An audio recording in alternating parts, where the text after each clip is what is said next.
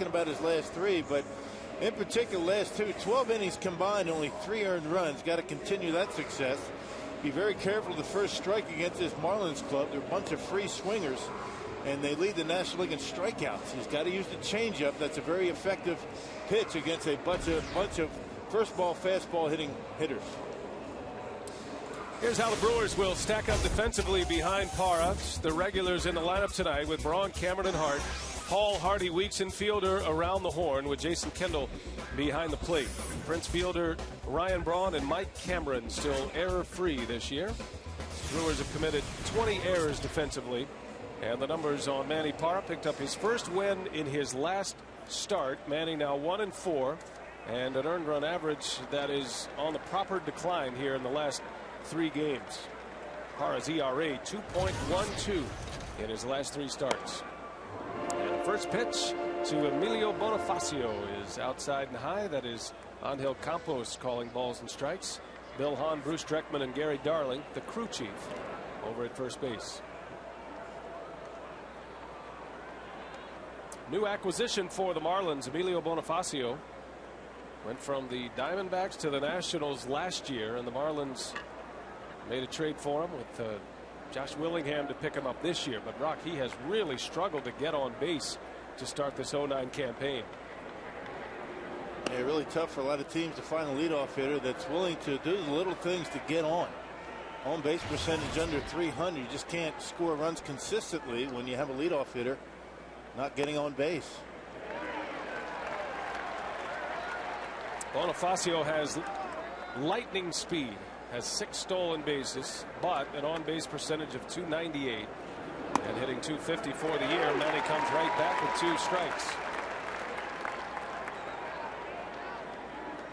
Well, Ken Maka liked what he saw this weekend from the Brewers, taking 2 out of 3 from the division rivals.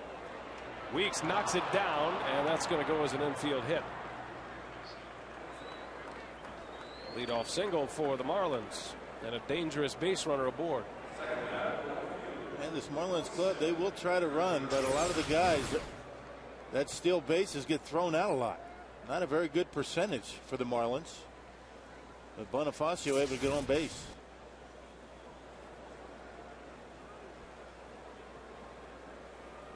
So here's Jeremy Hermida.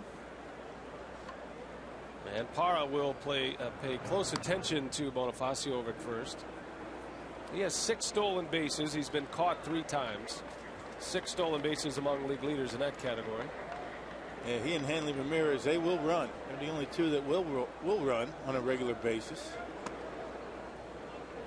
18 stolen bases for the Fish, but they've been thrown out 11 times. That's not a very good percentage. Well, they made a couple of trades in the offseason, and Bonifacio the key in that one of the trades with Washington. They want to kind of move from a home run hitting ball club to a club that has a little more balance in their lineup with some speed. But so far that hasn't exactly panned out for Freddie Gonzalez. They still hit the home runs and still have plenty of power up and down their lineup. But if you want to be a club that gets on base and steals bases, you're going to have to strike out less. I mean, Florida Marlins, they lead the NL in strikeouts.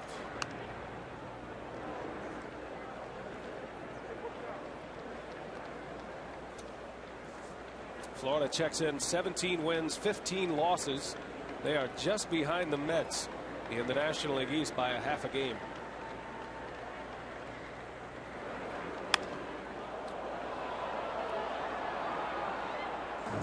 I was kind of interested to see what the crowd reaction was to the Marlins when they were introduced today. Remember, it was the Marlins who knocked off the Mets on the final day of the regular season, and a big home run by former Brewer Wes Helms that launched the Brewers into the postseason. Plenty of Marlins fans that day last year. Bonifacio takes off. Kendall, a good throw, but Bonifacio in there safely. That's amazing how Jason Kendall continues to throw the ball well, but is having a tough time getting base runners. That throw right on the money. Bonifacio, great speed. He had a good jump against the left-handed starter, but just barely able to get his hand in there. It's been that kind of a start to the season for Kendall. Very good throws, but nothing to show for it.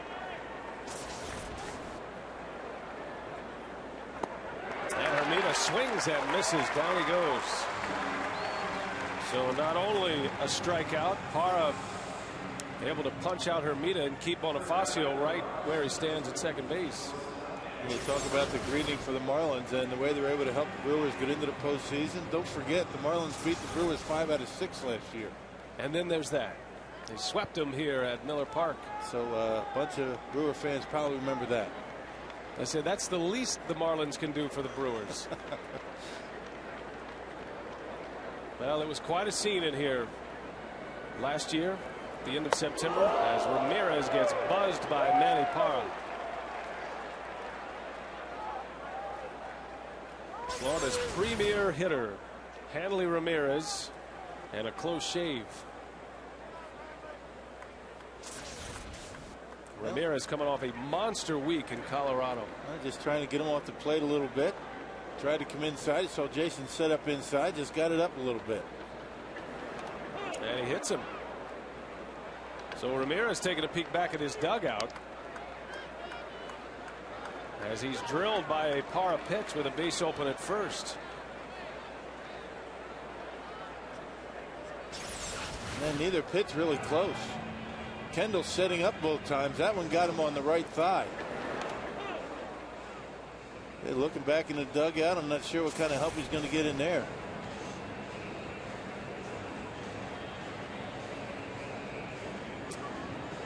Dan Wright, Brewers athletic trainer, checking on Kendall. He caught the ricochet on that one.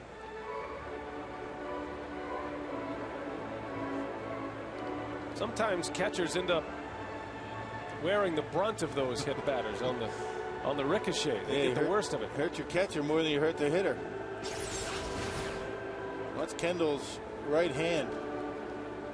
Bang, right on the knuckles. And as much as your instincts tells you to keep that hand behind you or at least behind your glove. Tough to do with a man on base. You want to be quick. You want to be able to get the glove to the hand to the glove very quickly.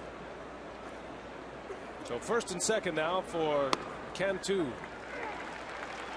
Boy, this guy's put up some huge numbers. Position change for Jorge Cantu. He moved from third to first this year. He's second in the league in RBIs with 32. He's also belted 8 home runs.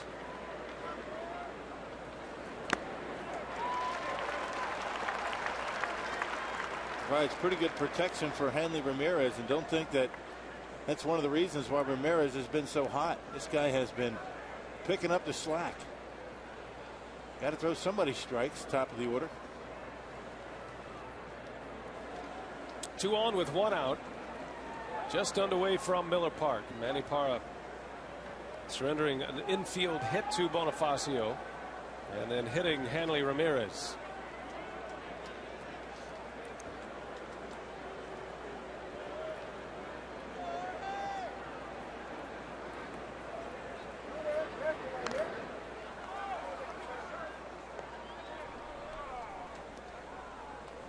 Florida traded away a couple of their big sluggers. Mike Jacobs ended up in Kansas City. Marlins got a reliever, Leo Nunez, who is a part of one of the best bullpens in the National League, statistically second in the league. They also traded away Josh Willingham. So a little bit of a different look for Florida this year. Cantu skies one to right. That's playable for Hart. Bonifacio is going to tag at second. Ramirez the same at first. And the second out, Cantu retired. Runners at the corners now. Yeah, Cantu, a tremendous fastball hitter. It doesn't matter how hard you throw it to him. If he's looking for it, he can hit it, and hit it a ton. Another off-speed pitch to Cantu by Manny Parra. One of the big differences in the approach from Manny. A lot of off-speed pitches, particularly change-ups early in the count.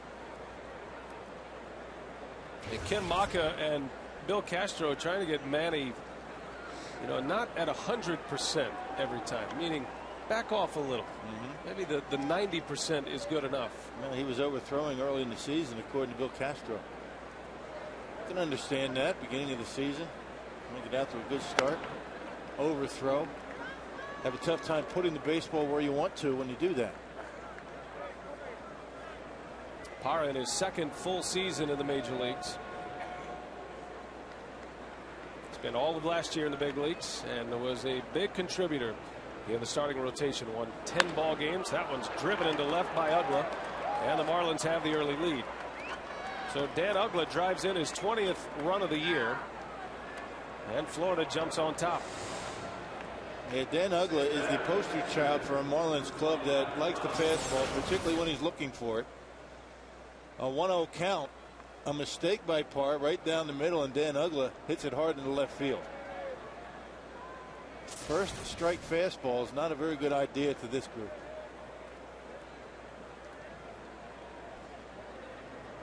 A run is in, 2 men are on.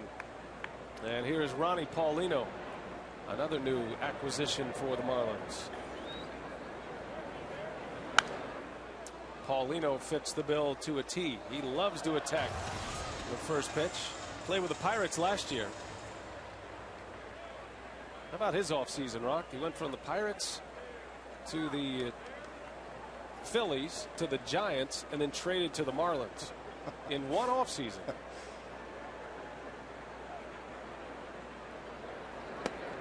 Well, it's nice to be wanted by so many teams. At least 4 of them this offseason. I guess that's the way you need to look at it, right? It's not that all those teams didn't want him. They talk about Paulino being a good fastball hitter, particularly to the opposite field. Remember him from last year. Right center power. And into right center, he skies one out to Hart. Inning is over, but the Marlins strike. They get a couple of hits and score a run on a Dan Ugla RBI. Now the Brewers coming up against Karanka.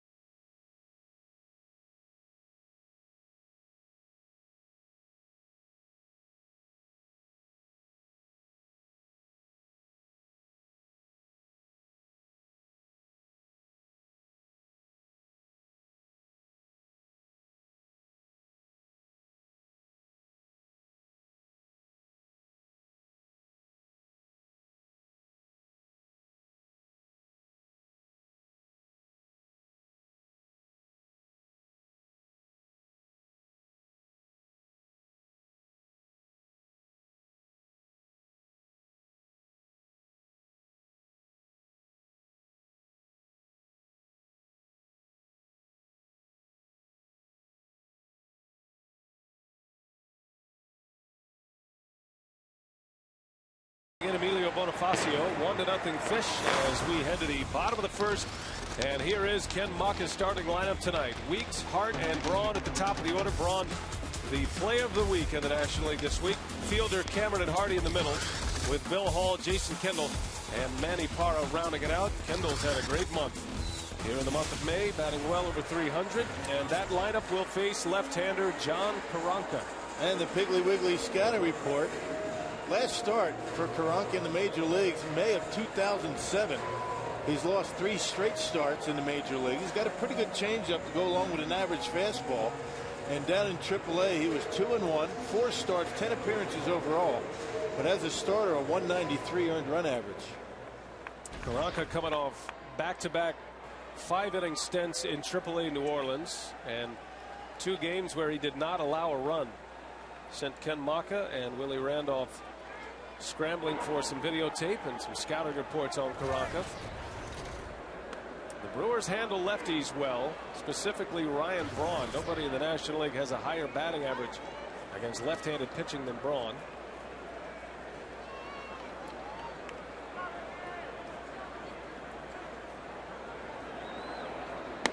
Karanka taking the place of Anibal Sanchez, who was placed on the disabled list.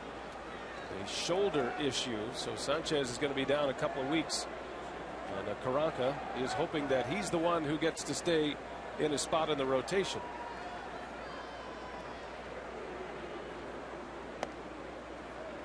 There's that changeup that he features. He got a similar style to Mark Redmond. Remember Mark Redmond, the Florida Marlins starter? Got a curveball, changeup, average fastball, doesn't overpower anybody. When he gets that changeup over for strikes, he's tough. But both of these pitchers tonight, kind of the same MO out there in the mound. Karanka, 29 years of age, journeyman left-hander. He's had a couple of chances in the big leagues with the Cubs and the Texas Rangers. And as Rock mentioned, it's been a couple of years since he pitched at this level. Strikes out Ricky Weeks. Burned him off with a fastball. Weeks is gone. Out number one here in the bottom of the first. Anytime you have a pitcher out there that relies on command and throws changeup, got to pitch inside. Ricky thought that one was a little bit too far in. Looked like a pitch that a little too close to take with 2 strikes.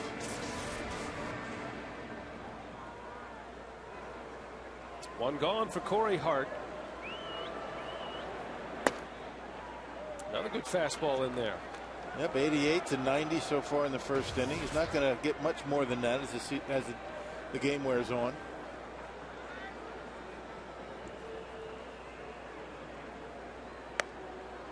Well, both of these clubs enjoying an off day yesterday. Just about everybody in baseball had a long stretch of games through the end of April and the early parts of May. The Brewers went 20 consecutive. Marlins enjoyed a day off in Milwaukee. No better place to be. Yeah. Nice day yesterday. Marlins are in the middle of a stretch of a lot of road games. That's coming to an end at the end of this trip, end of this series. They go back for a 10-game homestand.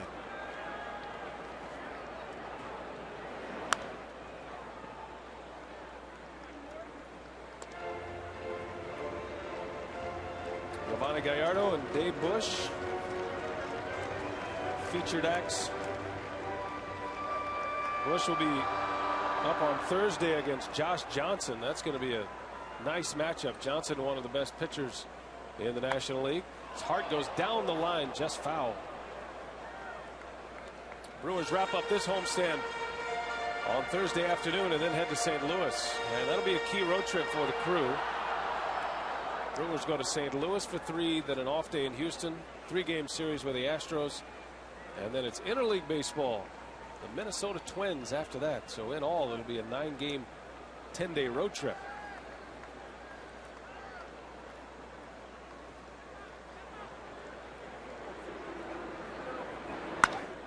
Hard into right field.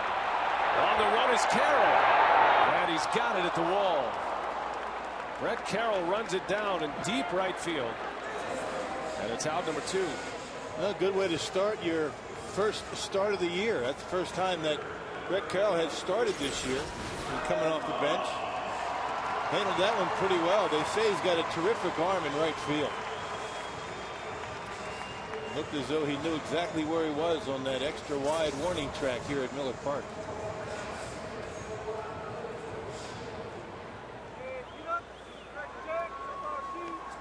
So here's Ryan Braun with 2 outs. Riding a 5-game hit streak. Player of the week in the National League after he hit nearly 500 for the week, and he drove in 12 runs.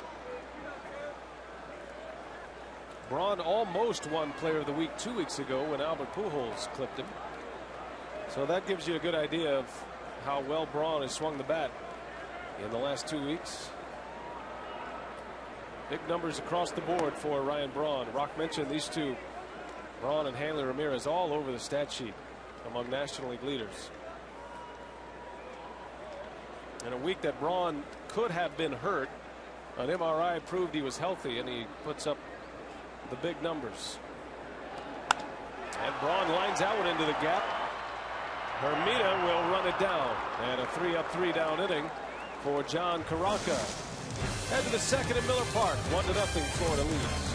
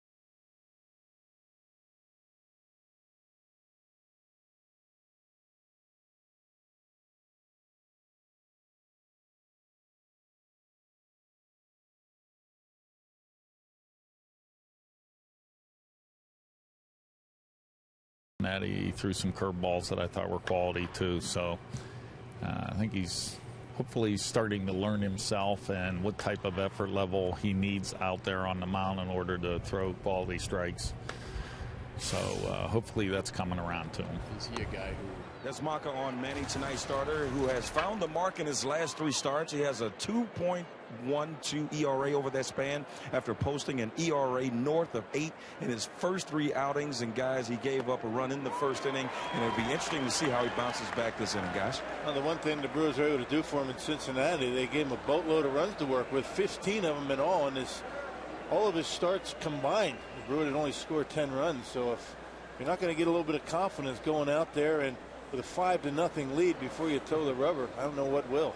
Yeah, that was the game. The Brewers scored 9 runs in the first 2 innings, belted out 15 runs on 20 hits. So across the board, his statistics as far as run support looks pretty good. But in actuality, most of the runs that he's been given in support came in that one game. Did you get the sense that Ken Maka was trying to figure out what exactly he wanted to give us in that interview? Yeah. Very well thought out. Yeah, there was a lot of information that he was thinking about, deciding whether we were privy to it. Choosing his words very carefully. Well, you see the splits for Manny Parra. His best months, at least early in his major league career, have been May and June. 8 wins, 1 loss in May and June, a 3.36 earned run average.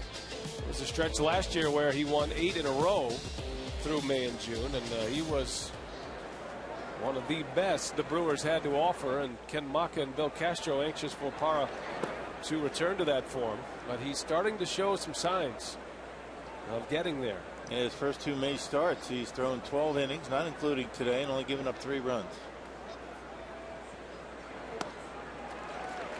There's that changeup. That's a good pitch. And down in the count 1-0, you throw that changeup, and you can see the swing that Carroll put on it.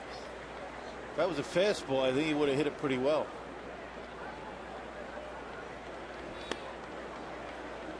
Carroll coming off a nice play last inning.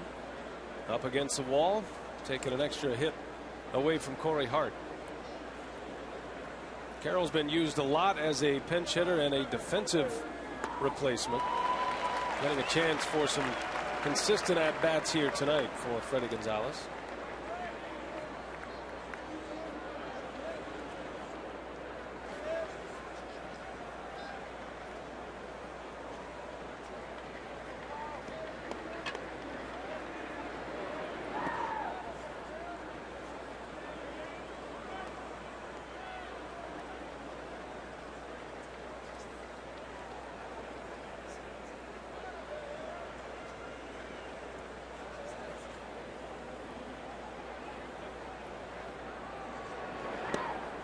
And Parra lets him get away.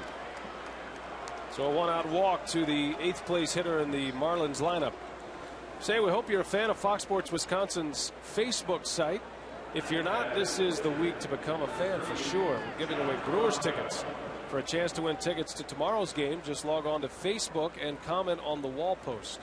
You have until 8 a.m. tomorrow. The winner, Rock, will be contacted and posted on the wall at 9 o'clock. The wall post. Okay. Does that make sense? Oh, yeah. So the FS Wisconsin Facebook page. That's it. Nice. Okay. Very good.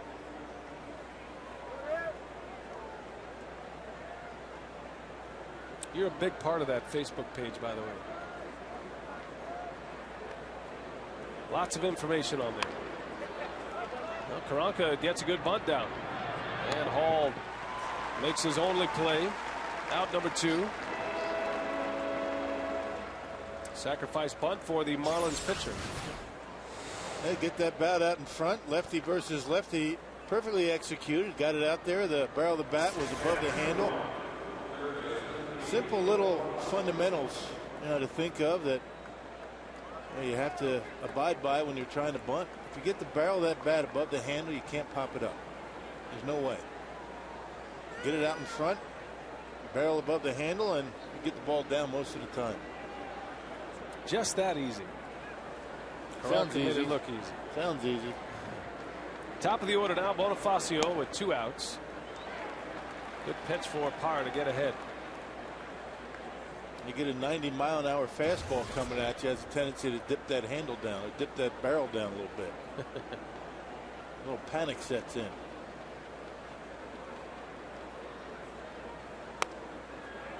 Got a good fastball in there. That's been a good spot so far for both of these left-handers. Karanka used it to his advantage in the first inning. Got a strikeout in the first on that fastball. 0-2 to Bonifacio. And he lines one into left field, a base hit. Here comes Carroll around third. He's going to try to score. Braun's throw to the plate is late, and a run is in. 2-out RBI hit for the Marlins, the second in as many innings. No 2 pitch. I mean, you can't allow that to happen. Now you're up in the count, 0-2. Fastball out over the plate. Bonifacio just trying to protect and able to bang it into left field. Good throw by Ryan. Just a little bit up the line, but you can see why Ryan Braun has become one of the better left fielders in the National Leagues. Very athletic, good arm, but a mistake by Manny cost him another run. So 2-0 Marlins. Bonifacio has 2 hits, and here's Jeremy Hermida.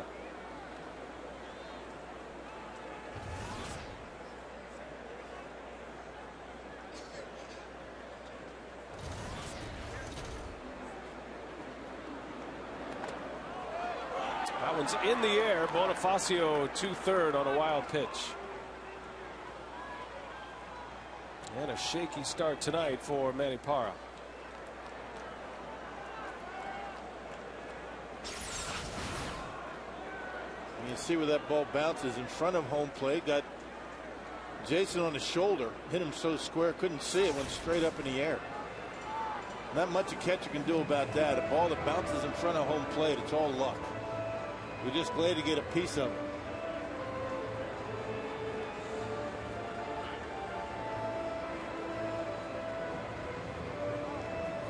Can't think of a guy that benefited more from a day off than Jason Kendall.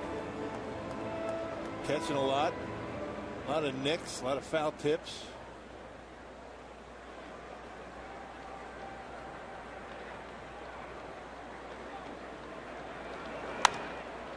That one's driven into left.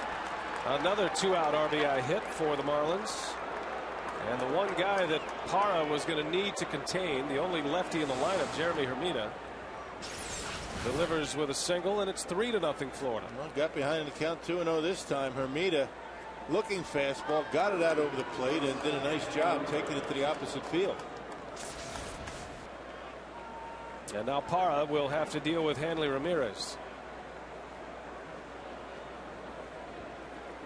Started with a 1-out walk to Brett Carroll. Back-to-back hits with 2 outs. And Florida leads 3-0 for Ramirez. Taking a big hack. Ramirez has been nursing some shoulder and hand issues. That's what got him off to such a slow start, but he has found the stroke lately. He's got an 8-game hit streak. Hitting over 500 during the streak. Had 2 hits on Sunday against the Rockies. Had a huge series against Colorado. In a 3-game series, Hanley Ramirez went 9 for 13 and raised his average from 303 to 348 in one weekend in Denver. That'll do it early in the year. And that one's lined into left. Another hit. Hermida thinking about third. He wisely holds up. 3 consecutive hits, 4 base runners in the inning, and the Marlins pushing the needle big time here tonight.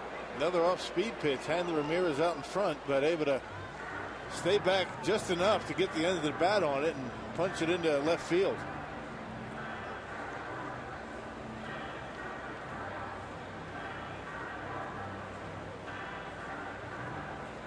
Might be a case Manny Parra throwing a few too many strikes when he doesn't have to. You know, the 0-2 pitch to Bonifacio, that kind of put him in a hole in this inning. Quick trip to the mound for Bill Castro, trying to settle down his young lefty.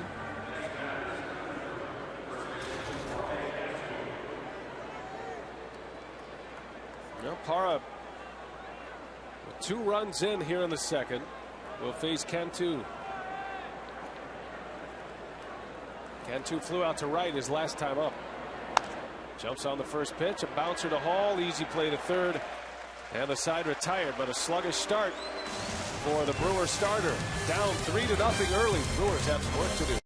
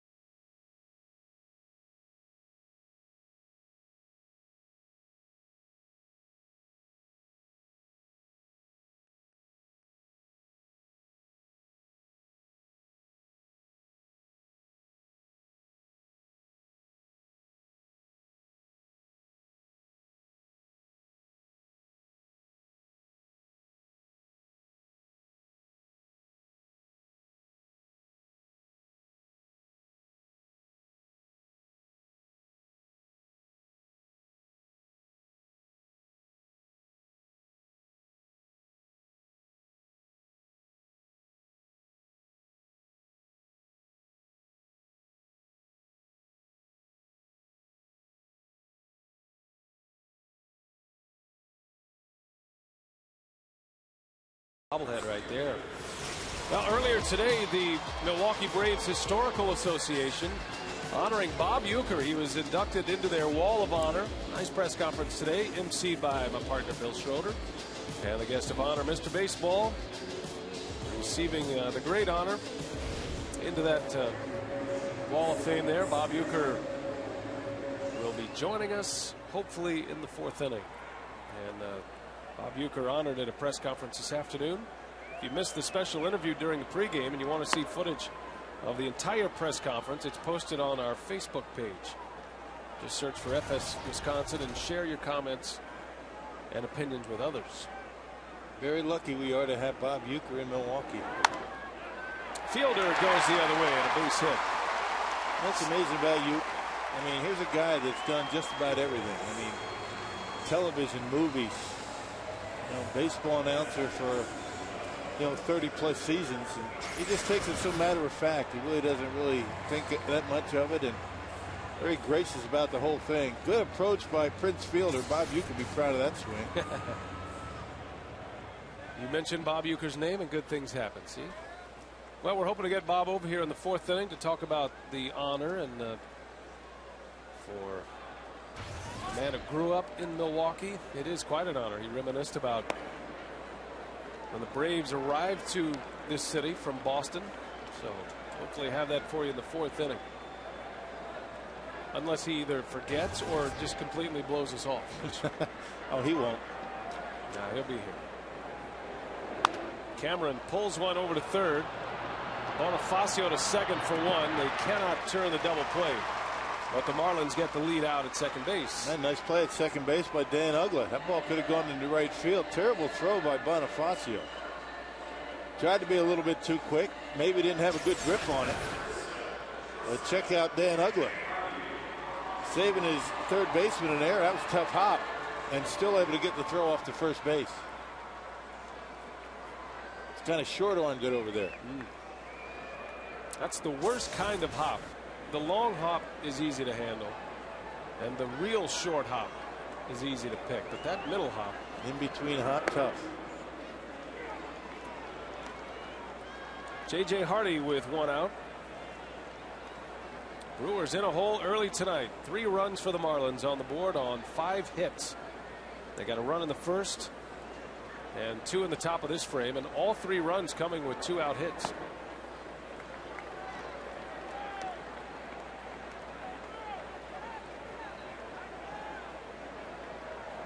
John Karanka's first big league start since May 30th of 07.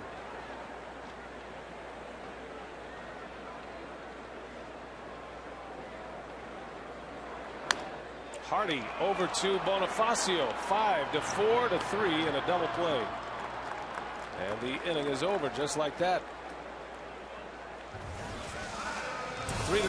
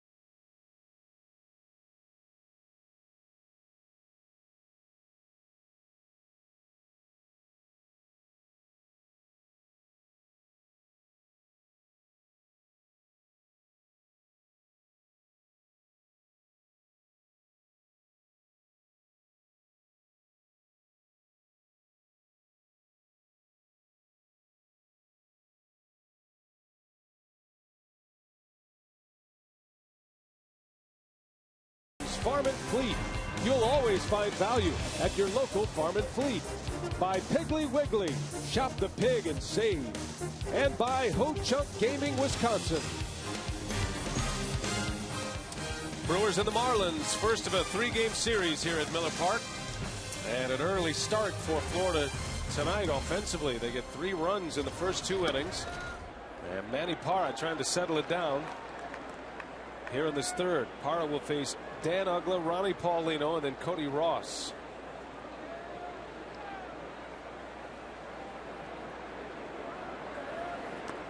Marlins have been a streaky team this year. They jumped out to the best start in baseball. Florida was 11-1 to start the season, and then it seemed like they couldn't win a ball game after that. They dropped 7 straight after they went 11-1. Then they won 3 in a row. And then they lost 6 out of 7. Now they've won 2 out of 3. Yeah, young team. You know, a lot of times you do get a bit streaky, not just individually, but as a club. But still right in the thick of that National League East pennant race. I know it's early, but I think the Marlins have enough to stick around, particularly that bullpen. That bullpen's pretty good. And the bullpen in general leading the major leagues in wins so far among all bullpens. They have 9 wins out of their bullpen. And they lead the big leagues in strikeouts. They got a lot of power arms down there. Second best bullpen earned run average in the National League at 3.7. And they have a flame throwing closer as well in Matt Lindstrom. So they've got some of the elements that they feel they need as Uggla draws the walk. And another leadoff base runner. Hey, Brewer fans, time to talk a little baseball. And our carsoup.com email the booth question. Bob in Pewaukee wants to know, why do some pitchers tend to throw better a month or so into the season? And ordinarily that's going to be a control pitcher. Not always, but some. Take a little bit longer to develop that good command of the changeup, the curveball from Manny Parra. But the thing about Manny, I think, is just the opposite. I think that he was trying to overthrow, trying to do too much early in the season, just trying to, force the action. overthrowing, slowing everything down, velocity down, location erratic. Particularly with young pitchers, that's the case. Some guys throughout their careers, I mean, you can have Hall of Famers that typically, get out of the gate slowly. I mean, CC Sabathia throughout his career has been a real slow starter. Yeah, especially the last 2 seasons. And down goes Ronnie Paulino. That was a well-placed fastball from Manny Parra. And a good sign of a turnaround here in the 3rd inning. That one right on the outside corner. Paulino, a very good opposite field hitter. Ordinarily likes that pitch, but I think it surprised him. I thought he might have been looking inside. That's Parra's best fastball of the night.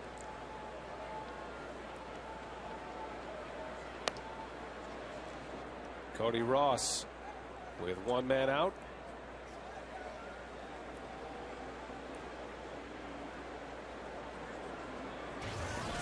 Ross, the Marlins center fielder.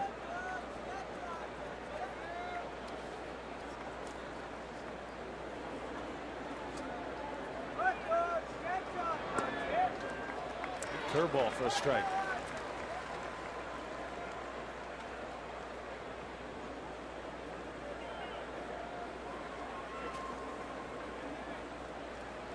Bernie making his way through the stands tonight.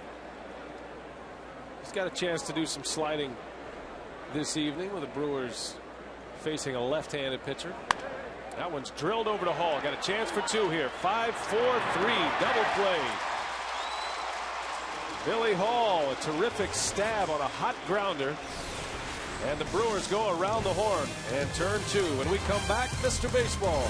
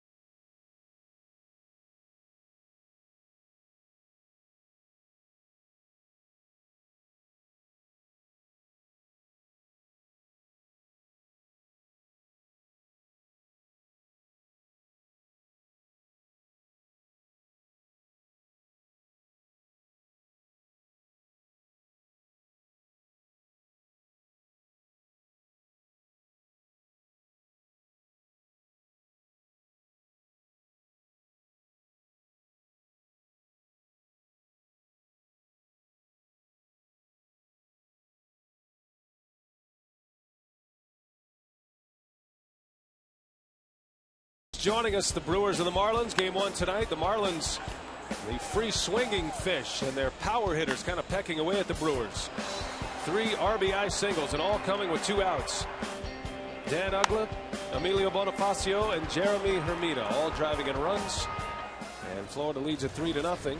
John Karanka making his first major league start of the season, his first start in almost 2 years in the big leagues, and his Marlins debut here tonight. Karanka to face Bill Hall, Jason Kendall, and Manny Parra.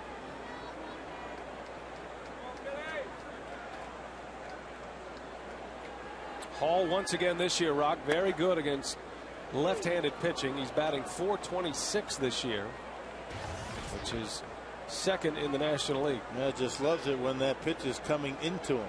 Yeah, but the funny thing about it is left-handers typically like to sink the ball up the outside corner. Billy able to cover that pitch pretty well. Karanka comes right in there and jams him. And it's an easy out for Dan Uggla.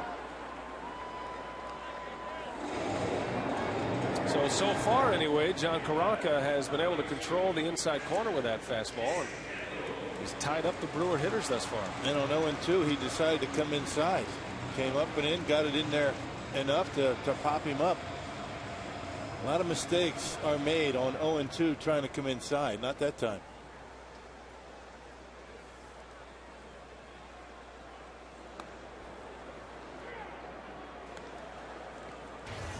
Jason Kendall just 3 hits shy of 2,000 in his career. That is currently 8th among established major league catchers historically. Be quite a milestone for Jason Kendall. Really been swinging a hot bat this month. Well, Jason really giving no indication that he's slowing down. He wants to continue to play. 2-3 more years. It's a guy you could certainly see in a managerial seat soon after he's playing, if he so chooses. Thinks like a manager anyway, and I don't know, baseball's in his blood. You know, I feel like maybe he'll stay on in the game. And might see him manage. It's kind of like having a coach out there on the field with you when Jason's behind the plate. Say Billy Castro, a lot of trips to that mound when Jason goes out there. Kind of almost knows what Billy's going to say to a pitcher without having the pitching coach go out there.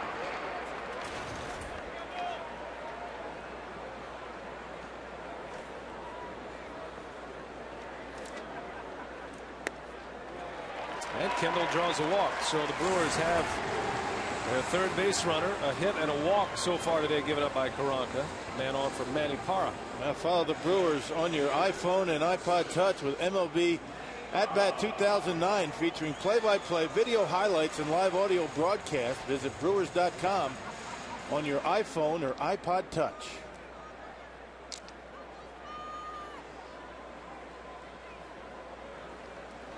See what Parra's up there to do.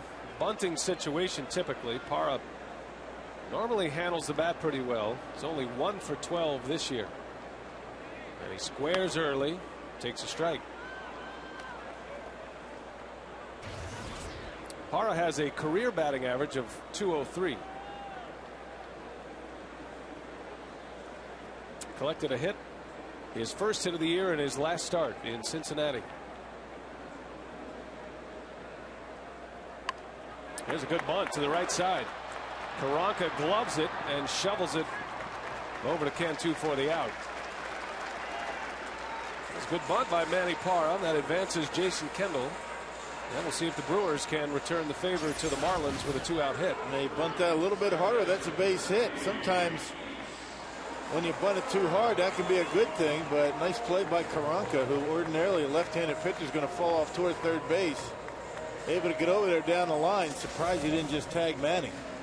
Shoveled it over to first base. A couple of years ago, Manny Parra broke his thumb trying to bunt in Chicago. So it's always a milestone when Manny gets a bunt down. He holds that top hand so close up there by the barrel. Makes you nervous.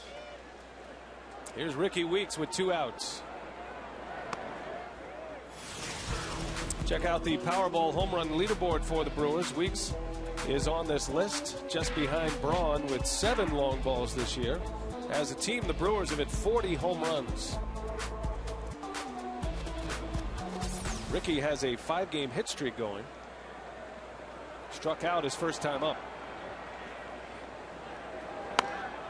And Karanka stays inside on Weeks. He's seen a number of inside fastballs. He's been pretty effective in the first 3 innings coming inside without throwing all that hard. 89, 90 miles an hour. That's a good compliment to the changeup that he's throwing.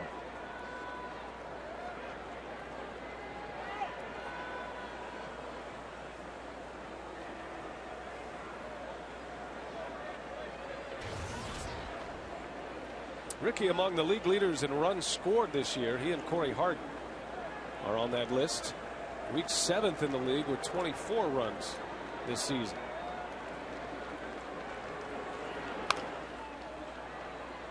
And it's not as simple as just being on base for the sluggers behind you. There is an art to scoring runs. And Ricky Weeks, a good base runner, certainly knows how to score runs. First of all, he's very fast, and he has great instincts on the base paths. And he takes good turns at the bases, which means he gets to each base a little bit quicker than most. You know, Brad Fisher at third base knows that, so he'll take a few more chances with Ricky.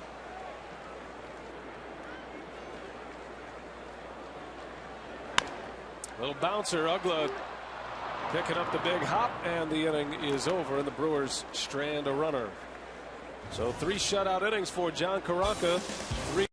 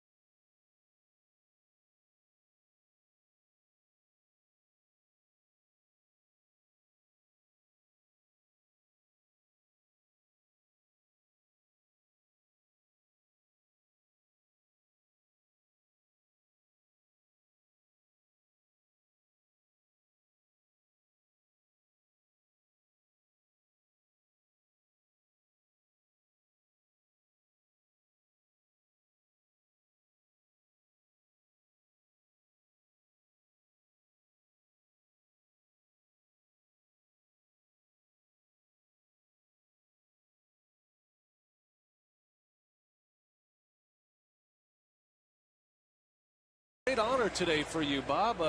The Milwaukee Braves Historical Association, you're a big part of that, now in their wall of honor. Congratulations. Yeah, it's. I wish I'd have been inside on the wall like everybody else. I'm on the outside wall, but that's okay. Looks good up there.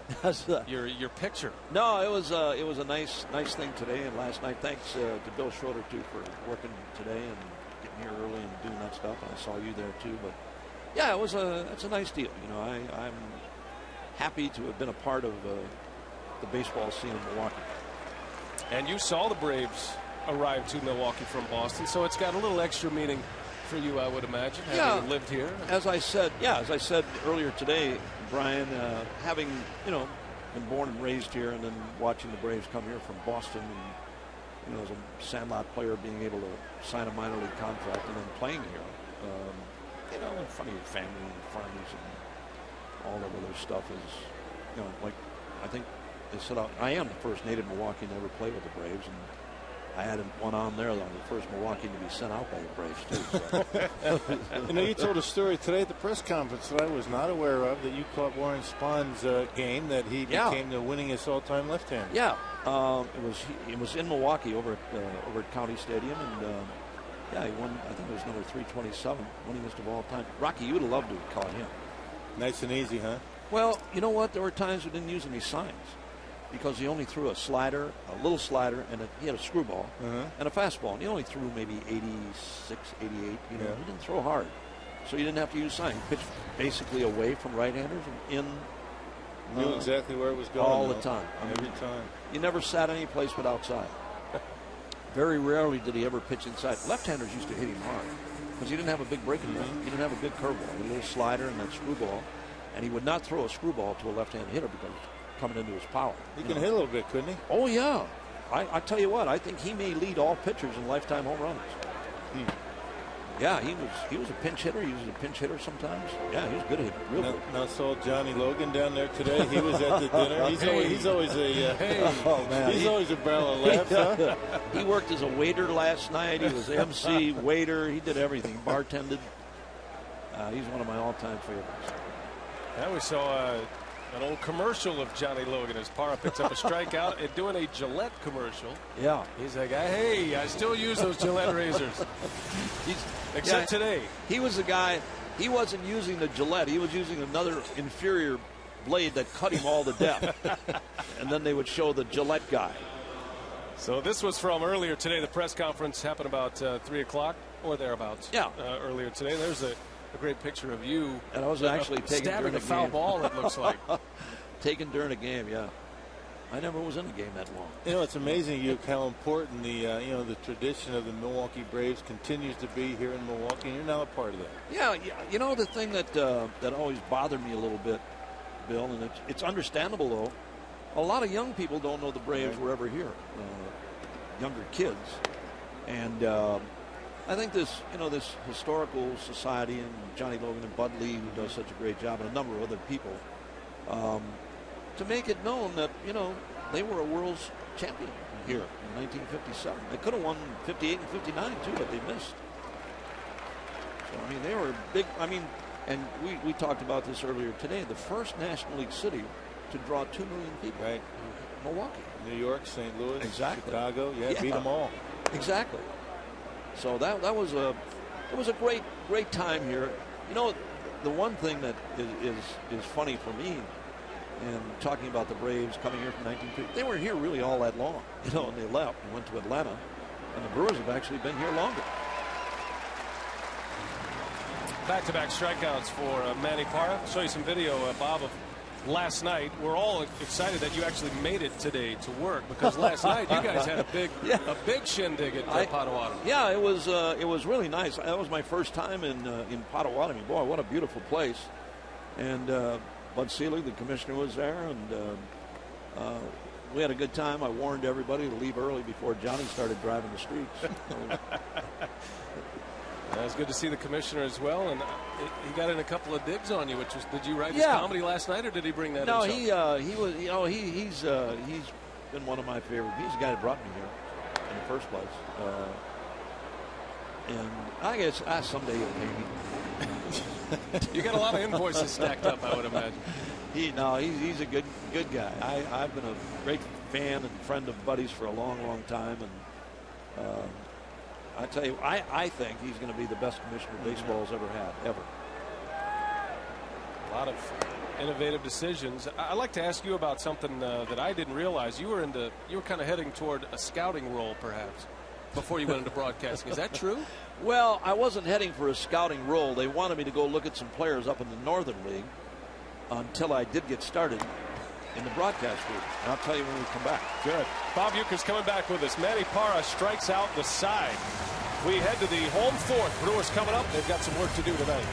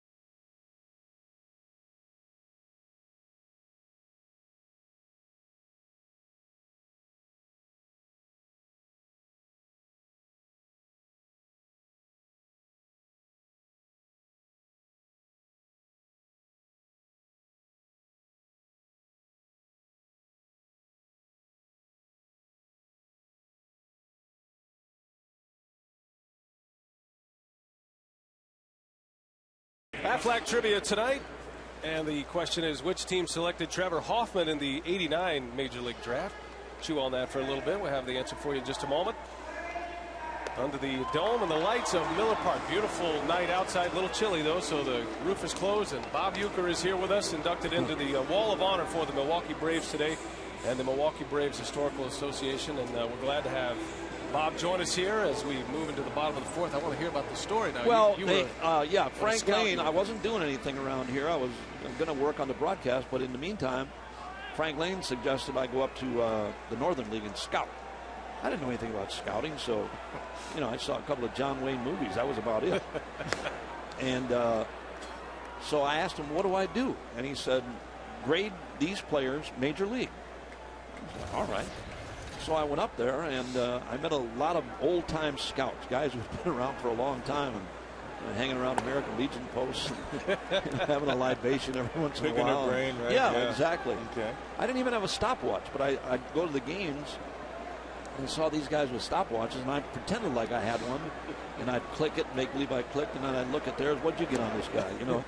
And then I'd write that stuff down on the scouting report. That's smart. I did. That's all I knew how to do. So when I sent these reports back, Frank Lane went to Bud, and he told Bud, he said, bring this guy back here, man. These reports are coming back with mashed potatoes and gravy on them. As Corey Hart flies to right, one away here in the fourth. And guys, Billy and Brian, you've been around a long time now with baseball anyway. And, I put down on guys who I thought maybe had a chance. I put fringe major league, FML, just in case they made it. I told you, I said fringe major league. Yeah, fringe major league. Every guy. There was one guy. Anybody? There's one guy that I saw that was really good, and that was Bob Galasso. Okay. Remember him? Yeah. And we ended up getting him here in Milwaukee. And he was really the only guy that I saw in the whole league that I thought, I put fringe major league just in case. Nasty sinker. Yeah, he did, man. He had a big curveball. Remember the curveball he had? Yeah. But I lasted about there were a couple ballparks that wouldn't let me in. I'm not lying. I didn't have any credentials. I didn't have any scouting stuff. But you had your stopwatch. I had a fake stopwatch. Yeah, you weren't going to pay, right? No way. I'd rather go back to the American Legion Club. But, yeah, Frank Lane told him to bring me back. Told Bud to bring me back. Good stuff. Bob Uecker could have been a scout. And aren't we glad he didn't take that route? Of course, he's probably still would have ended up, on the Tonight Show as a scout. You'd have had some great stories. I can't imagine. I'll tell you what. I appreciate scouting. After I did that, I really appreciated scouting. I really did. Those guys have a tough life. They're on the road constantly throughout the baseball season. That's a tough road. Yeah, my But it was brother's fun, Yeah, that's brother's right. a major league scout. Yeah. He calls me from his car. He's got his whole office in his car. That was really, when I traveled up there, that was the way I got around. I had a car and rode Fargo, Sioux Falls, Grand Forks, in the Dakotas. And I'm telling you, man, I had fun, though. I had a good time. You've never been anywhere where you haven't had a good time. That's pretty much true, yeah. So whether it's on a golf course or scouting or on the broadcast. And now, you'll have to confirm, there's rumor out there that there's a possible Major League 4. Is that true? Yeah, well, it's pretty much in the making. It's pretty much coming on. I talked to the people from the first three. The third one was on airplanes the next day. It was bad. Ramirez makes a nice play. The throw is low and into the Brewers dugout. So Braun not only safe at first, but awarded second base on the throwing error by Ramirez. Any little group going to be involved? I don't know who's going to be in it. I talked to David Ward, who produced or directed the first two, and he called me. I think we were in Philadelphia or New York, and told me that Major League 4 is in the works. So Harry Doyle may live again. But I had a lot of fun doing that stuff. It was, and they basically let me do what I wanted. I had a script on the floor, and tell you a scene and then just go do it. Yeah, ad-libbing. Yeah, kind of racing stuff. Exactly. I'm not gonna say that. Exactly. Yeah. Oh yeah, I did a lot of that. I don't want to do any cursing in the movie. I don't think I have to do that to be funny. Right. And not that they had a lot of it, but stuff that was in there, I just, I told them I don't want to say this. And they were fine with that. They really did. They gave me the freedom to do the stuff that We do, Bill. You know that. Yeah. I mean, you were a player, and you know the way we talked and horsed around in the clubhouse, and that's what they let me do. Of all the non-Brewers broadcasting stuff that you've done, you know, the Tonight Show and the NBC and the ABC, all that kind of stuff. What is this? What is the one thing that was the most fun for you?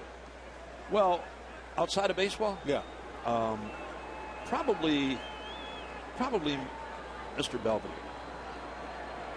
I mean, the Tonight Shows were guest appearances, and I never cared about them. I did them because they were fun. Yeah. And Johnny didn't know anything about baseball. You know, he let me do after the second or third year that I was on the shows. He asked me one night if I needed a script. He said, "Do you need this thing?" And I said, "No, I thought it was for you." So from then on, it was. There's a drive by Fielder. Go ahead, Bob. Get up! Get out of here! Go!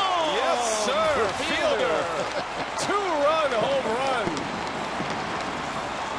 I was waiting for you to make the call. I'm not jumping in on you. You kidding me? Not a chance. Fielder with a 2-run belt. And the Brewers right back in it. Well, second base hit against a left-handed pitcher, and pretty good extension on that one, you. Boy, he's some kind of strong, isn't he, Billy? And when he turns on something, when he gets into something, he's unbelievably strong. He really is.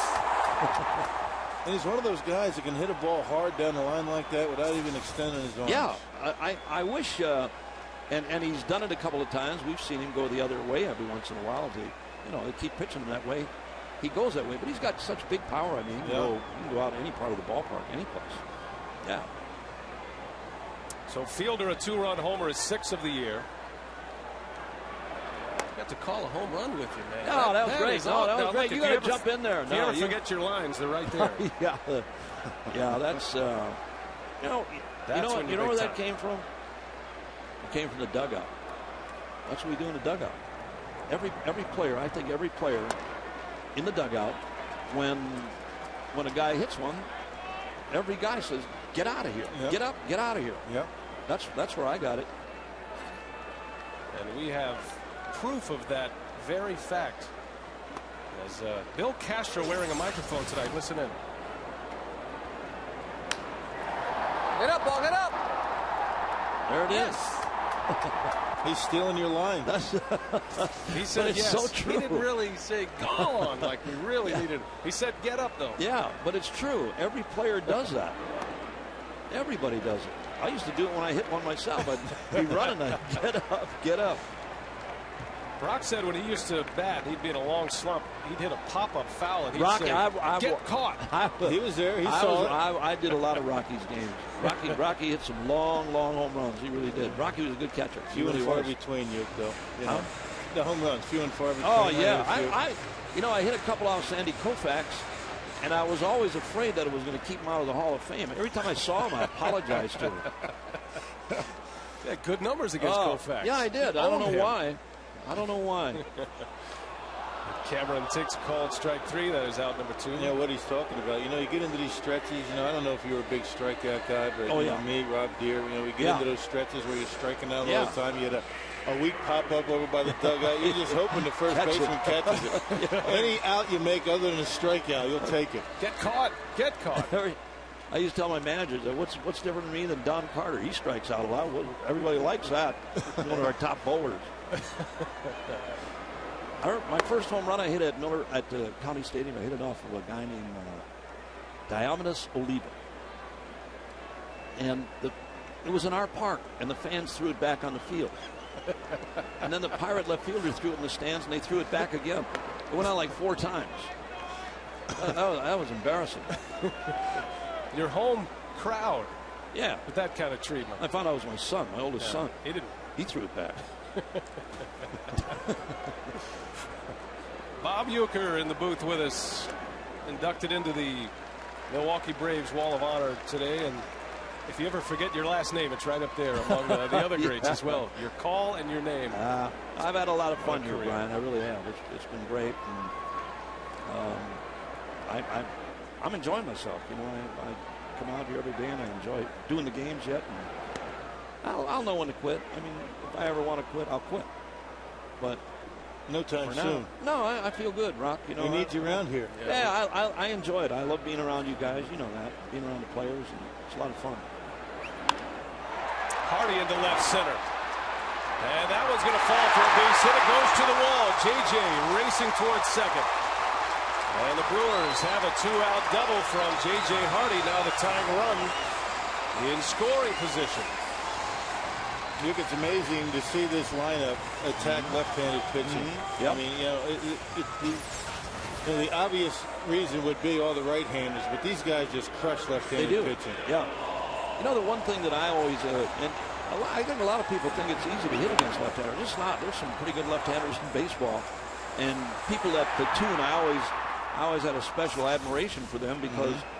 You know, you play once a week or twice a week, and then you're up against some left-hander who's throwing the ball, you know, 95 miles an hour, and got good breaking stuff, and you're up there one day a week to play. It takes special people to do that. A guy like Craig Counsell, you know, to go out there and play once or twice a week to give Billy Hall a break or Hardy, wherever. Mike Rivera, you know, what he was able to do last year. Yeah, exactly. Did a heck of a job. So I appreciate guys who play once or twice a week, or a utility player, so to speak. It's not that easy to play once a week or twice a week. Now the Brewers drumming up a little opportunity here. 2 runs are in on the Fielder home run. And Hardy with a 2-out double gives Bill Hall a chance, a guy who destroys left-handed pitching. Took the Crew 3 innings to size up this new left-hander.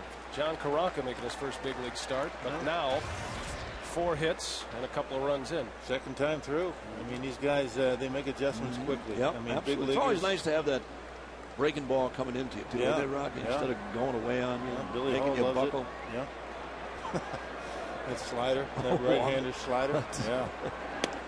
It was nice catching him, but I got a kick out of Bruce Fleming at that thing last night, too. He's another umpire that worked around when I was playing. He used to really dislike it when he would call a strike and the hitter would turn around and look at him. And I'd say, that's not a strike. Bad pitch. From the catching position, the hitter would say that. The hitter would say, was that a good pitch? I said, no, that was a bad pitch. That goes outside, way outside. Bruce always a lack of words, isn't he? Oh, boy. Yeah. I guess tough time coming up with something to say. For sure. Yeah.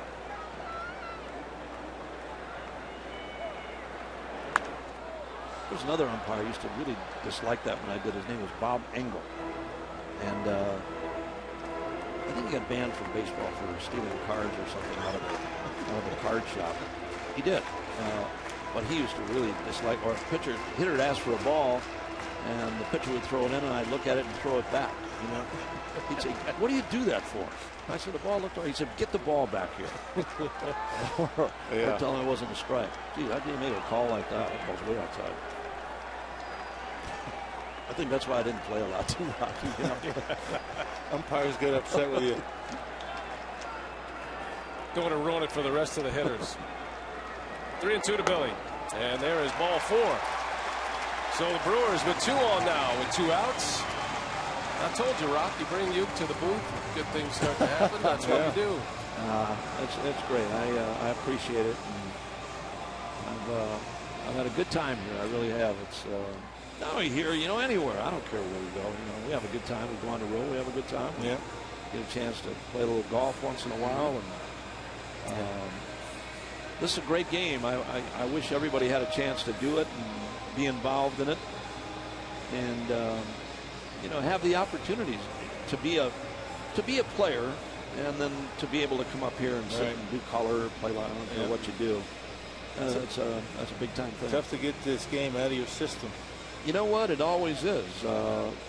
Isn't it funny sometimes? I know at the end of the season, and I know if you've had a bad year, a tough year, and the team hasn't played well or whatever, all you hear about is dog days. I never thought there were dog days. I really didn't. I mean, to play this and make the kind of money that players make, I don't think there's a dog day.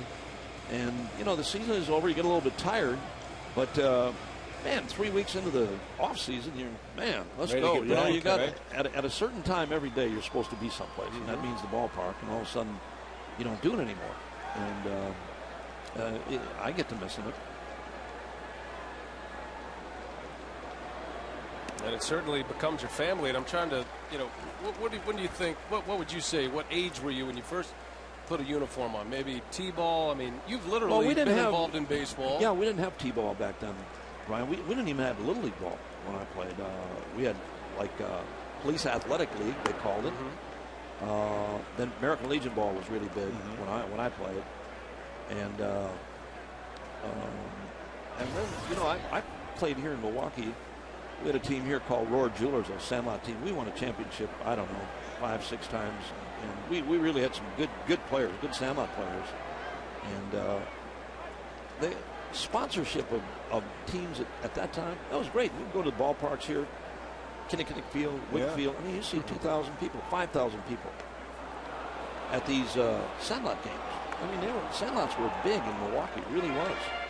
And I still stay in touch. Matter of fact, one of the guys that was a pitcher on our team, his granddaughter works. She's an intern at the ballpark. Really?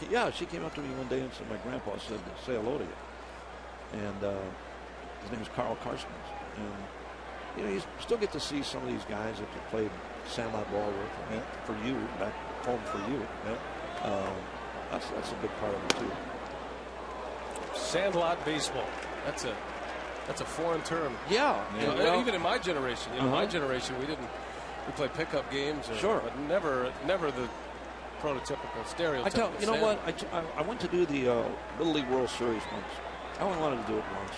I mean, I got upset because the pressure that he put on kids at that Little League World Series was tremendous. I mean, to see kids cry. I know we all get emotional. I hate to see kids cry. They've gone all this way to go to a World's Championship, a Little League World's Championship, and then they lose, and coaches and parents sometimes get upset. And that's kind of sad. I mean, baseball, as kids, we should enjoy it and have a good time doing it. You get enough pressure when you get out of high school. You got enough heat on you. Enough pressure here, right?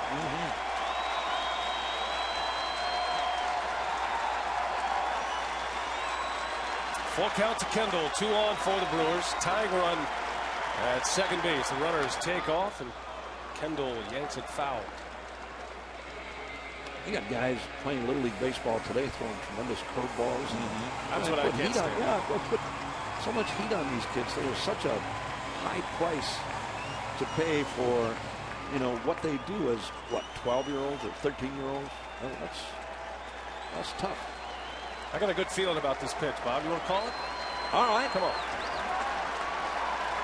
3-2. Here it is. Line foul, right field side. Do it again at 3-2. Jason Kendall. I like watching Jason Kendall. He's a gamer. Boy, he's a gamer, all right. Sorry, you work alone. I apologize. Yeah, you got to jump in here now.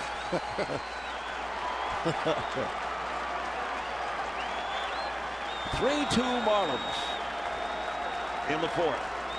Here it is. Kendall softly to right and going to be caught out there. And the inning is over. Man, I had a good. See, that's why I don't go to Potawatomi very often. Thank you, guys. Bob, thanks for coming. Congratulations. All right, absolutely. Thank you, pal. Thank you. I'll see you.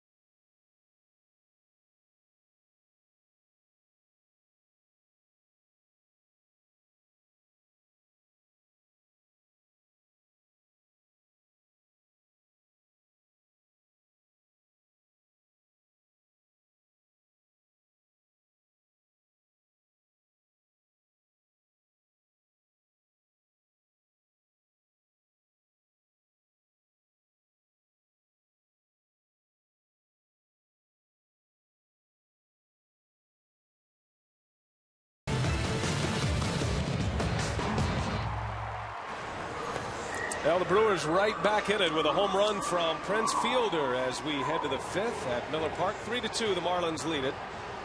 Great to have Bob Uecker in the booth. And apropos that Fielder goes deep, I tell you what, Brock, when he hit that ball, it almost, you feel like you're treading into sacred territory when Bob Uecker's in the booth. Yeah. I'm glad he jumped in to call it after I elbowed him in the arm. Had to be convinced he was respectful of the space, right? Even Bob Uecker. That's your call, right? Always great to have Bob, and what an honor it is to work same booth every day. Firestone leaderboard up above. Take a look at the top ERAs since April 22nd. So much talk about Bob's comedy, and he is a genius when it comes to comedy and comedy writing and delivery of comedy. Timing. He's not just a funny guy. He is a professional funny guy, which is even a greater attribute, in this line of work. But he is as far as mechanics, the way he calls a baseball game, for guys like me who came up trying to pattern yourself after somebody, learning the trade and how to call certain pitches, especially on the radio, which is the great medium to call baseball. He's a guy that a lot of us looked after and looked upon, listened to. You write down what he said, when he said it, and then when to lay out, when to say what he has to say. I'm glad he came over and did a little play-by-play for us. And the thing is, I've never known Uecker to have a bad day at the ballpark. I mean, he's the same guy every day. Yep, that's true. Home road, on the bus, in the planes. I mean, he is as consistent as it gets. And it's just unfortunate that everybody can't be involved in a lot of the real funny stuff that he gets off on the buses at 2:30 in the morning. Yep, those are some of the great moments for sure. That 4 o'clock bus ride to the ballpark, and then after the game or after the flight home. Ken Maka would be the first to tell you that is quite a treat for anybody who's new to the organization. I know Willie Randolph had the same thoughts when he arrived here. He said, Bob, is he that way every night? I said, every night. Yeah. It was a great moment on the last road trip. And I don't think Bob would mind us telling the story, but Carlos Corcoran, in his first major league hit, that was in Cincinnati. And when Corcoran got on the bus after the game, he was beyond himself. I mean, he just played in the major league ball game. He'd gotten his first major league hit. And everybody told him to sit in Bob Uecker's seat. Bob Uecker has his own seat on the bus. And everybody, here's the young Corcoran walking through. Hey, Carlos, go sit right there. You just sit there for your first hit. The first row right behind the driver. He had no idea that was Bob Uecker's seat. So he's sitting there. He's got his feet up. He's on the phone. Uecker comes on, and the entire team is on the bus at this point. Here comes Uecker, and like a pro, he just swatted his feet off the chair and said, "You sit right here with me. Get your feet off the chair." And Carlos Corcoran got to sit with Bob Uecker. Yep. Nobody gets to sit with Bob Uecker. And, not only did you let him sit in his seat the entire 2-mile bus ride home, but he let him get off the bus first, which is what we all allow Bob Uecker to do. Get off the bus first. Great moment. It's just one of those things that every situation that's put in front of him, he handles so well. That's a hot one right off the forearm of Bill Hall and down into the corner. Anthony Ramirez with a 1-out double here in the 5th inning.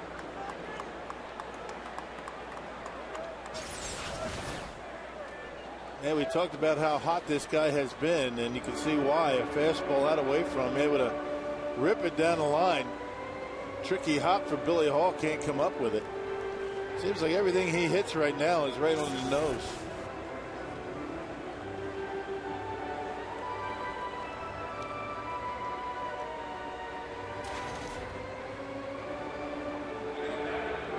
Ho-Chunk Gaming Casinos Wisconsin pitch count for Manny Parra. Right now he's at 85. Struck out the side in the 4th. Had a 3-batter inning in the 3rd inning with a strikeout. Trying to keep the Marlins at 3. The Brewers with a shot from Fielder, a 2-run homer in the 4th to get back in it.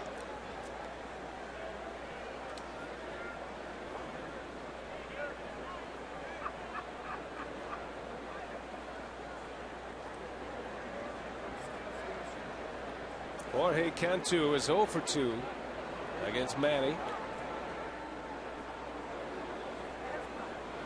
And a key spot here for Manny Parra in the 5th. Ramirez doubles down the line. Been on base all 3 times tonight. A hit by pitch and 2 hits, a single and a double.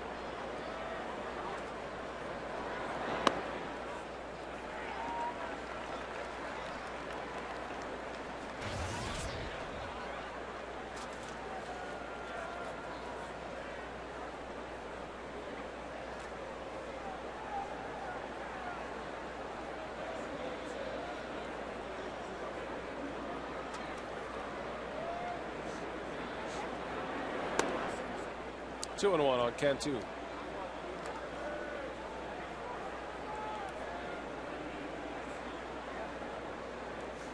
Cantu had Sunday off.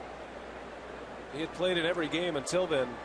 Freddie Gonzalez deciding to rest him a little bit. He thought he was getting a little weary during this long stretch of games, so he piggybacked it with a scheduled off day. So 2 days off for Cantu. It's always interesting to see if a hitter can get his rhythm back. You know, 2 days off in baseball feels like a week off. Yeah. Nothing better. I mean, in the middle of the season, you know, middle part of May, you know, you get into the grind, all the excitement of the beginning of the season is worn off. And sometimes it does a world of good. Chased one there, and Kendall makes a catch. That was a fair ball, by the way. Cantu never ran. And out number 2. The only guy didn't panic on this one was Jason Kendall. And sometimes those things, you know, you fight them all the way, even when there's no wind.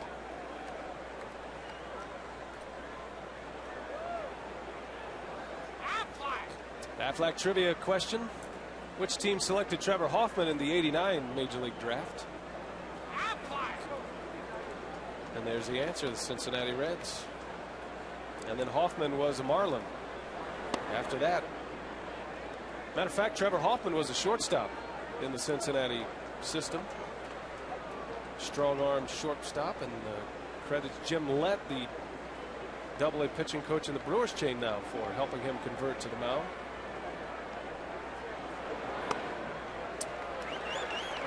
That's another good trivia question concerning Hoffman. As far as his saves go, the all-time saves leader, 559. But he had 2 saves with the Florida Marlins in '93, his first year in the big leagues. So all but 2 of his saves until this year were with the Padres.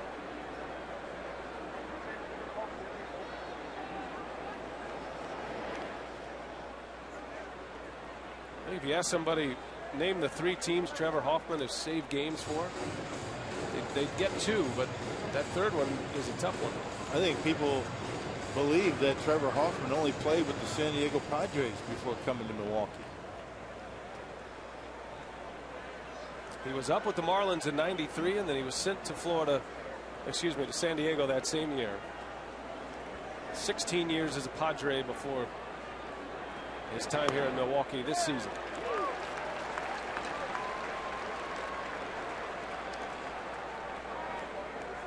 Two and 2 the count on Uggla.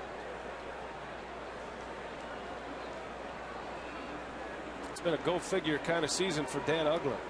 He's batting .196, but he's driven in 20 runs. That's making him count.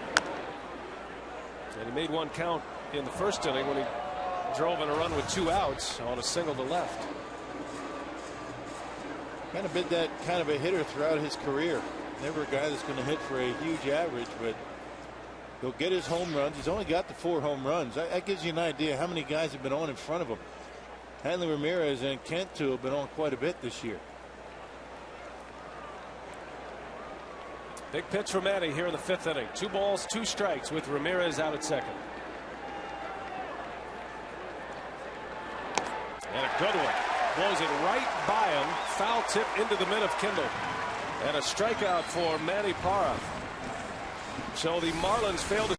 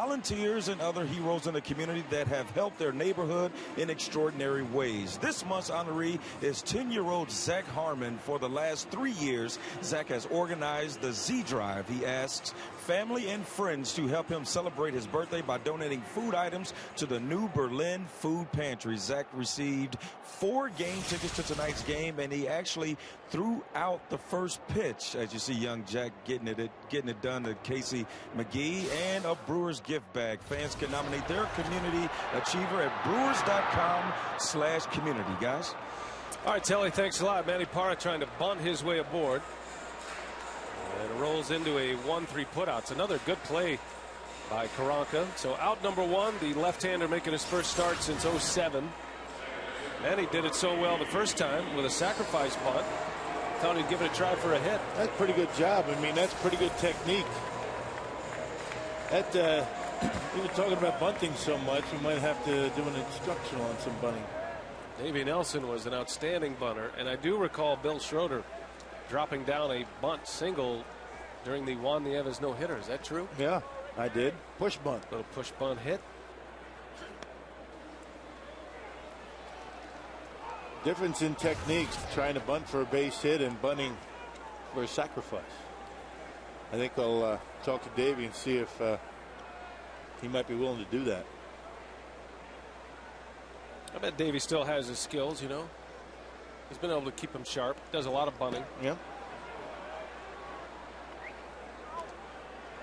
There he is. Davey Nelson. He taught some of the best how to bunt for base hits. Kenny Lofton, one of them. Longtime coach with the Indians. Matter of fact, Davey Nelson got to see up close and personal the Florida Marlins World Series victory back in '97. He was on the other end of that as a member of the Cleveland Indians.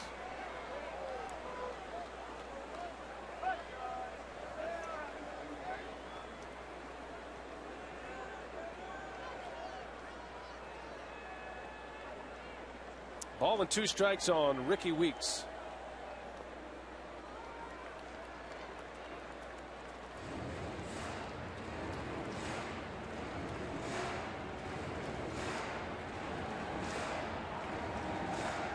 Ricky's 0 for 2.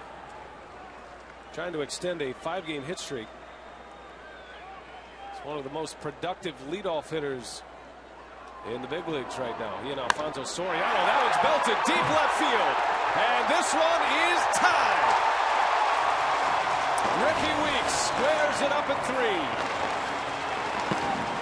Home run number 8 for Ricky.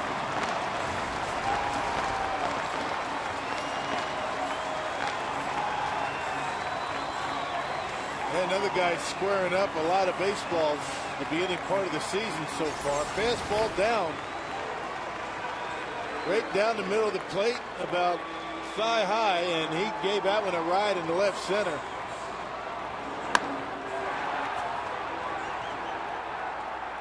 Just a question of how far that was going to go. Booming home run from Weeks. And here's Hart, a line shot. That's going to fall, a base hit. So here come the Brewers, second and third time through the order here against Karanka, and starting to get their hits now. And back-to-back fastballs end up as a home run and a single. Ho-Chunk Casino pitch count for Karanka, 82 so far. Throwing a lot of strikes. But the Brewers belting out 2 runs on 3 hits last inning. Have 2 more hits here in this inning. And here comes the reigning player of the week in the National League, Ryan Braun, with bullpen activity. Burke Badenhop is getting loose for the Marlins.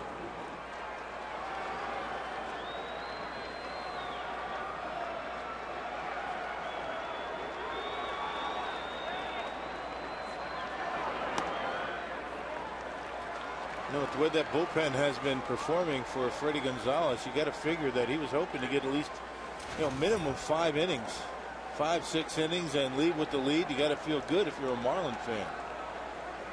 Ricky Weeks able to tie things up. I mean, that bullpen for the Marlins doesn't give up too much.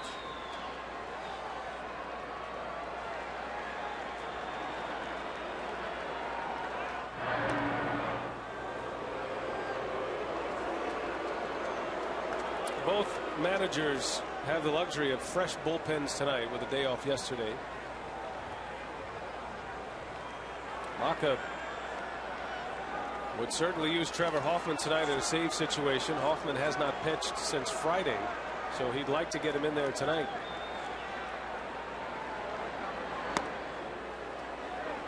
On the corner, ball and a strike on Ryan Braun. That batting average against lefties, the best in the National League, .565. Bill Hall is second, as a matter of fact. 3 home runs, 9 RBIs. This is in about a third of the at-bats against lefties. Braun has always hit lefties well in his career.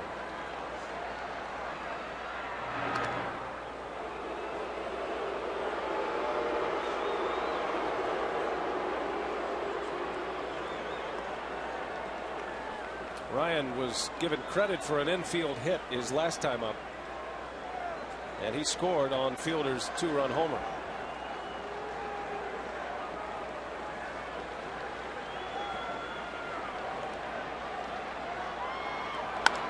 Braun sends that one high in the air, playable to right. Carroll's got it for out number 2.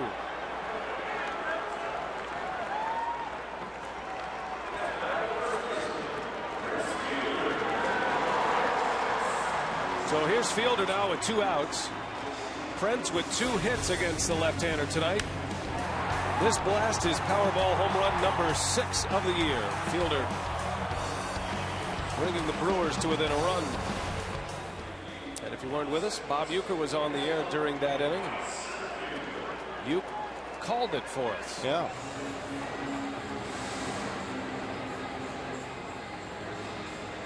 And tonight's time of the game winner is Snuffy Still in Milton, Wisconsin. If they call the Brewers by 8 o'clock tomorrow morning, they get 40 tickets to a 2009 Brewers home game. This offer courtesy of the Tavern League of Wisconsin and Miller Lite. Snuffy's Still. I like it. That's a good name. In Milton. A lot of alliteration in that name, Ron. Rolls off the tongue.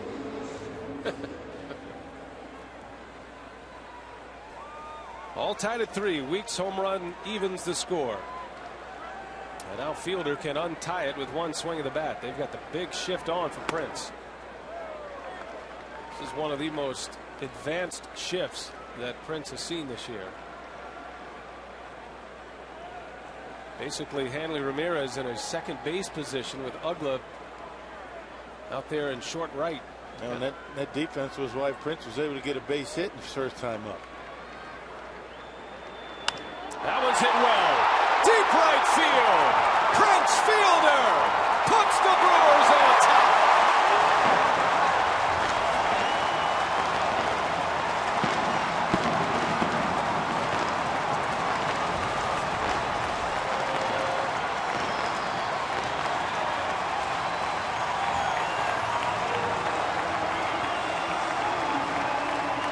Right here in mind lefties tonight, does he? Oh, that one crushed out over the plate, straight as a string, and Prince didn't miss it. 4 RBIs for Prince. On 2 swings of the bat. Fielder was 0 for his last 10 before tonight's game. He's got 3 hits tonight, 2 2-run home runs. And let's hear what Bill Castro had to say about that one, wearing the microphone in the dugout for us.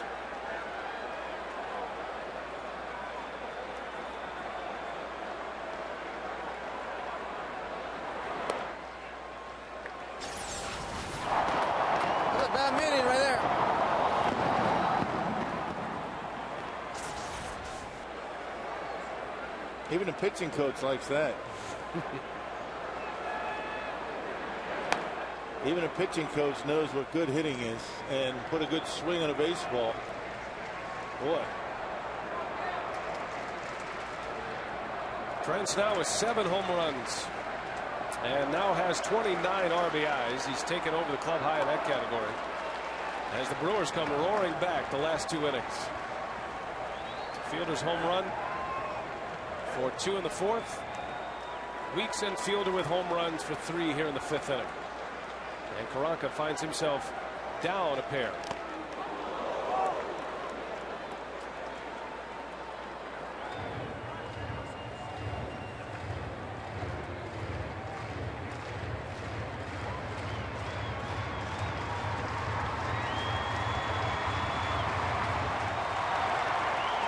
crowd into it now.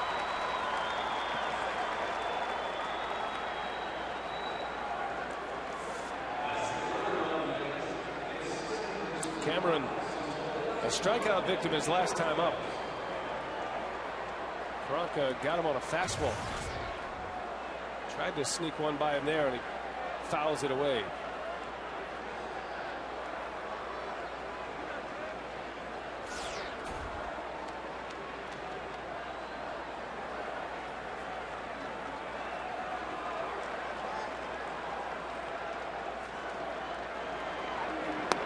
Ball 4. Cameron keeps it going. And decision time for Freddie Gonzalez. Never mind, that didn't take long. He was out of there quickly. So Cameron walks, and that's going to be the end of the night for John Karanka, making his Marlins debut tonight. He held the Brewers down for 3 scoreless. But the Crew with 5 runs in the last 2 innings. It's 5-3.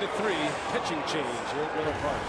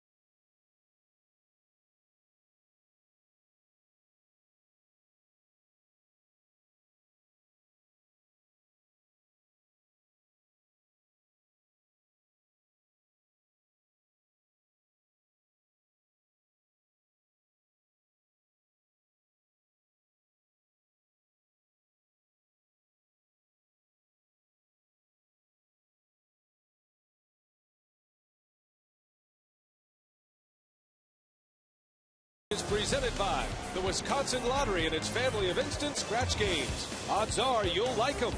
By Airtran. Go. There's nothing stopping you. And by Aflac. We've got you under our wing.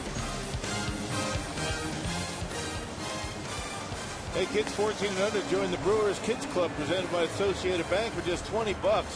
You get the official club cap, a piggy bank, ID and lanyard, plus 6 Terrace Reserve ticket vouchers. Call 902-4000 or go to Brewers.com. Well, the Brewers have chased the starter, John Karanka, Prince Fielder, and Ricky Weeks with home runs here in this 5th inning. Weeks tied it, and Fielder put the Brewers ahead. Now it's Burke Badenhop.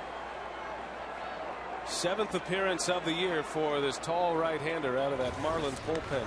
Yeah, missed most of the year last year with a bad right shoulder. Split time between the Marlins and AAA so far this year.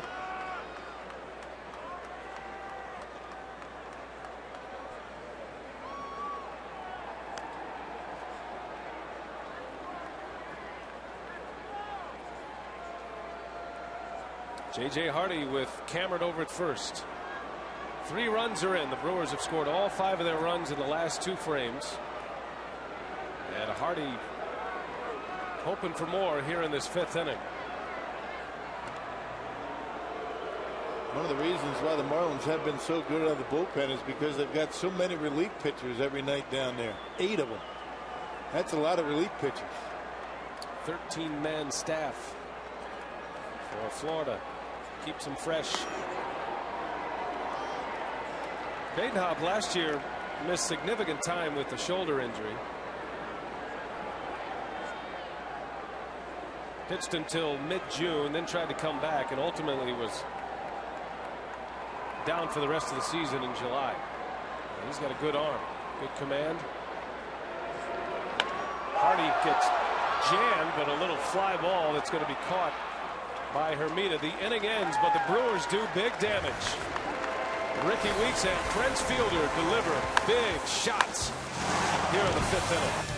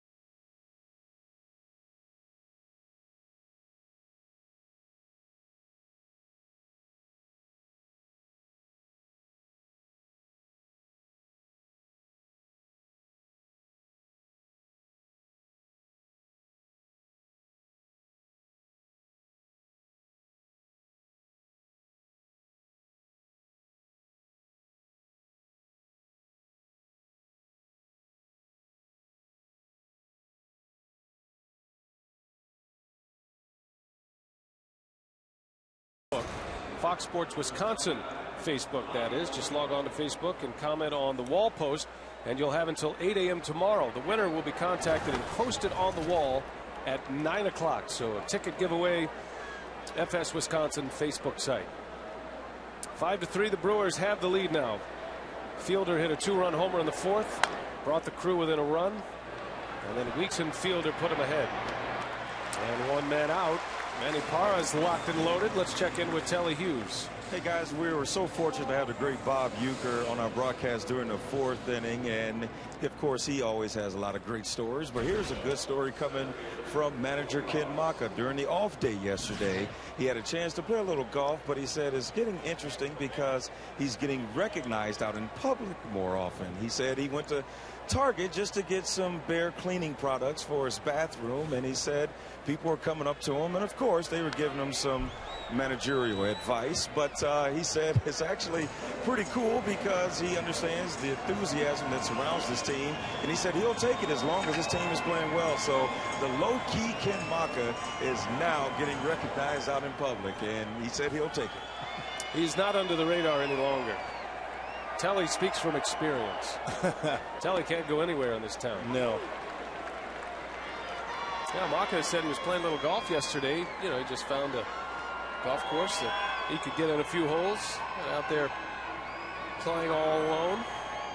Guys in front of him, the group in front of him recognized him. So he felt a little pressure to, you know, put a good swing on the ball. Hitting up on him, was he? Probably was. He's a big hitter, they say. Yeah. The Llama.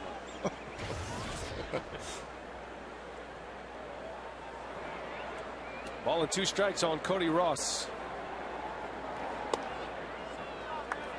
Parra had a shaky first 2 innings. Marlins scored 3 runs against Manny, and all 3 runs came on 2-out hits. Got a run in the first, 2 more in the second. But since then, Manny has faced just 1 over the minimum. And a swing and a miss. Ross is down on strikes. Number 7 for Manny Parra. He had faced 1 over the minimum since that tough second inning for Manny Parra. And starting to feel it. And so did Jason Kendall. That one right on the side of the face. 2 up and 2 down here in the 6th inning. Parra's retired 4 straight. And it's Brett Carroll.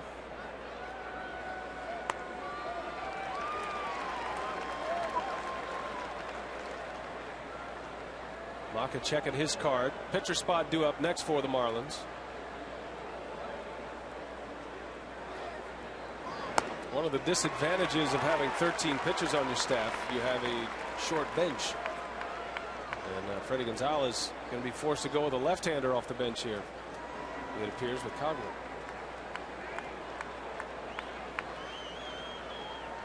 0-2.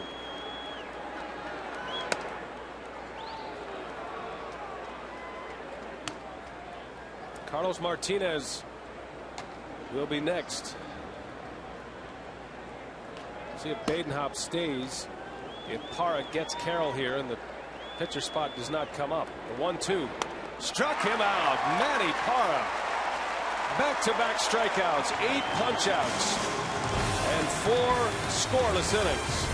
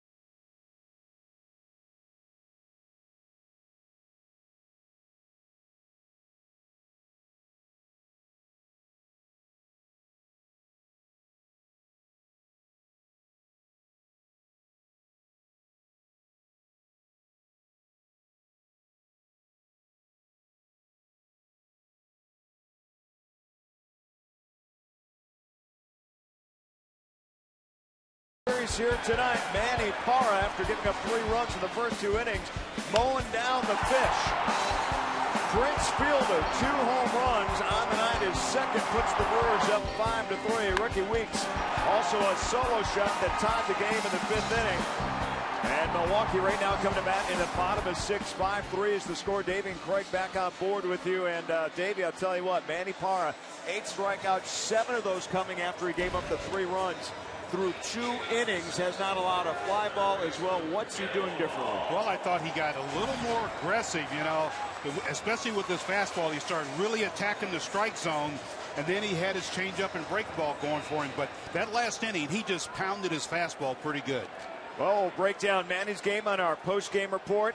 Of course, coverage from the clubhouse as well, and our instructional tonight, the sacrifice bunt, and how it differs than the regular bunt. Think Bill sold Davey on that one, Brian. Easy sell. Davey Nelson. He'll teach you how to bunt now. That'll be a good one tonight. Looking forward to that instructional. 5-3, the Brewers lead the Marlins here in the 6th inning. It's Hall, Kendall, and then Parra spot in the order. It'll be interesting to see if Ken Maka stays with Manny Parra. Parra's pitch count is high. Freddie Gonzalez had a left-handed hitter ready to pinch hit in the top of this frame before the inning ended. So there's some thoughts there for manager Maka to go over. Fielder's hit 2 home runs tonight, his 14th career multi-homer game. His home run last inning put the Brewers on top after Weeks tied it. And Badenhop, kind of a classic sinker baller with a slider. Not a lot of movement on his slider. With his arm angle, he's going to get some natural sink. Not overpowering. Everything moving. And a big slider, and Hall is down on strikes. That's a true slider. Looks like a fastball right at the last minute. Not a lot of break, but a very late break. That's the key to a good breaking ball. Badenhop made some starts last year for the Marlins, but was much better out of the bullpen for Florida. Had a 3.12 earned run average out of the bullpen. His ERA as a starting pitcher last year was up over 6. As Jason Kendall shoots one right field line, and Carroll reaches out, makes a nice catch. So in his first career start at right, Brett Carroll made a couple of nice plays out there. The second time Jason tried to shoot the ball to right field. This time Carroll making a nice play down the line. I think Jason thought that was going to hit the ground, and he was thinking double, but a nice running catch right to the line by Brett Carroll. He might get a few more starts out there. So Maka is going to take Parra out. Here's Brad Nelson. So Manny calls it a night. That's a good way to finish. Real good. Retired the final 5, and 3 of those on strikeouts, including the last 2 on strikeouts. And he finishes with 6 innings and 8 punch-outs and 3 runs, and in position to win his second straight game.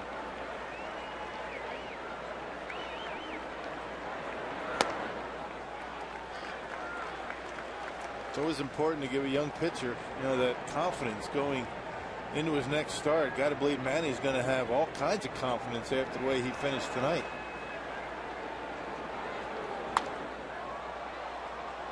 You throw him out there for another inning. You might try and get another inning at him. You might struggle, and then he's got something different to think about for 4 days. That's a good move to take him out. Well, and a good job for Parra to get it turned around. He had given up 3 run-producing hits with 2 outs through the first 2 innings. Had a walk and a hit batter. Was not sharp, but then locked it in the 3rd.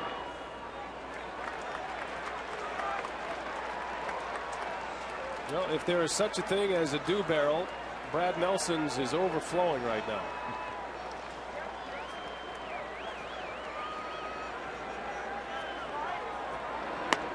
And Nelson down on strikes. Struggles continue for Brad Nelson. 3 up, 3 down for Badenhaupt. Brewers lead.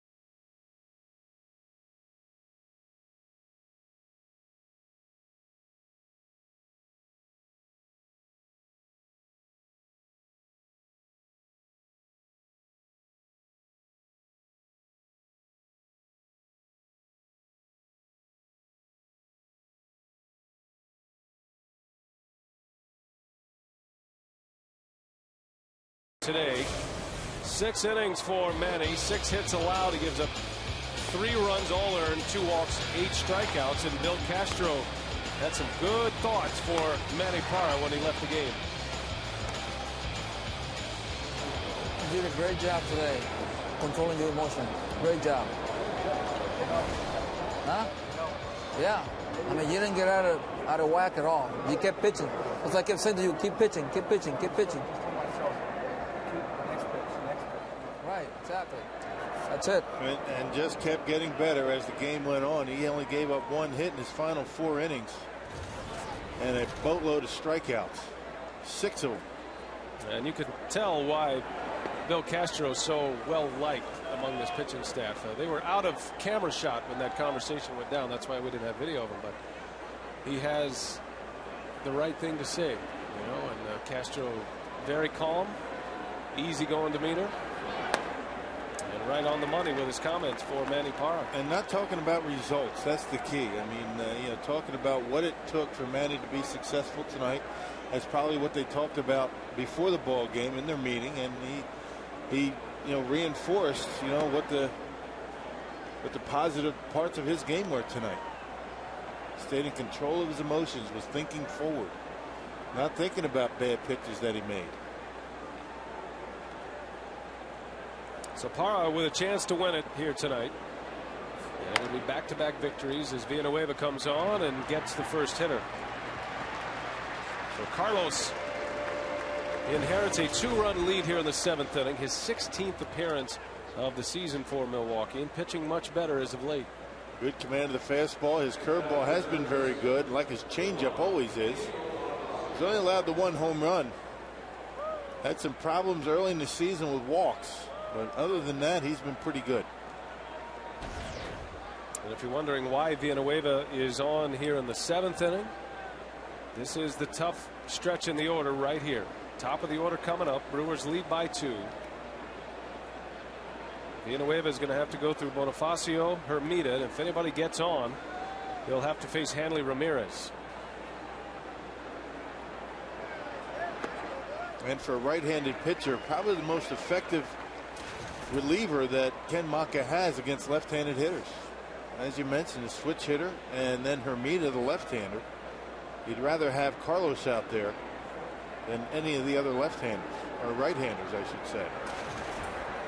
You'd like to be able to save Stetter in case you need him later.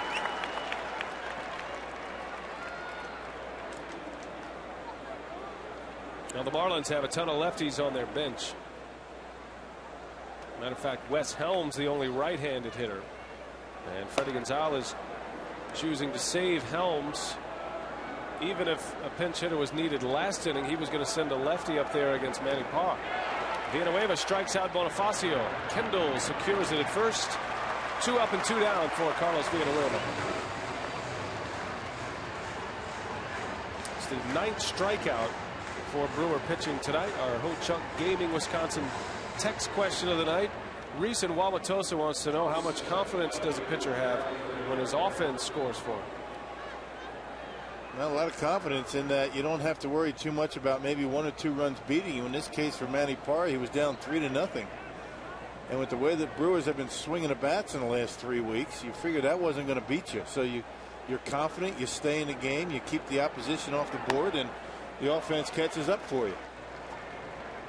And that goes along the lines of what Bill Castro was telling Parra after the game. You just keep pitching, one hitter to the next, just keep pitching, because you know the Brewers are going to score some runs.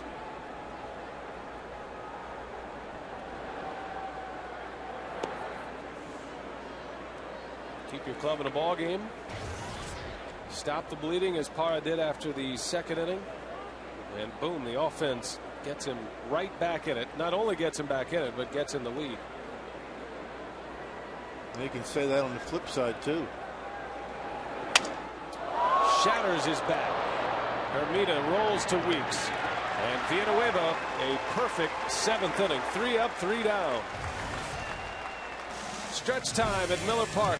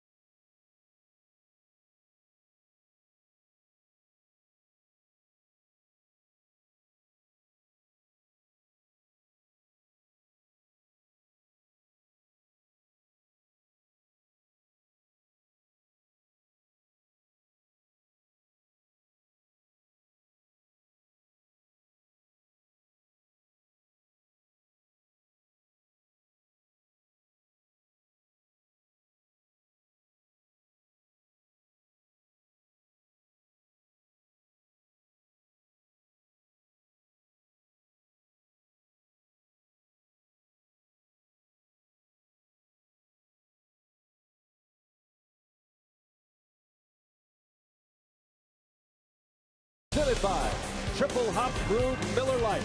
Great taste, less filling. And by Toyota, proud sponsor of the Milwaukee Brewers and the Tundra Territory at Miller Park. First of a 3-game series with the Marlins. Our Miller Lite What's on Tap. The series continues tomorrow on the air at 6:30. No television for Thursday's matinee. And then the Brewers hit the road. St. Louis to start the trip Friday. It'll be St. Louis, Houston, and Minneapolis to take on the Twins. Miller Lite What's on Tap. New pitcher for the Florida Marlins here, Rock. Carlos Martinez on to work in relief of Burke Badenhop. Yeah, 15th appearance for Martinez.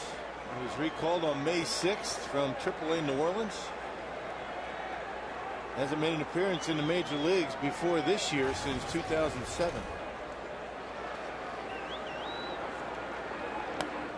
Top of the order for Milwaukee. Ricky Weeks, Corey Hart, and Ryan Braun. Weeks tied it with a home run in the 5th, and our Wendy's at the plate. His home run in the 5th inning extended his hitting streak to 6 games.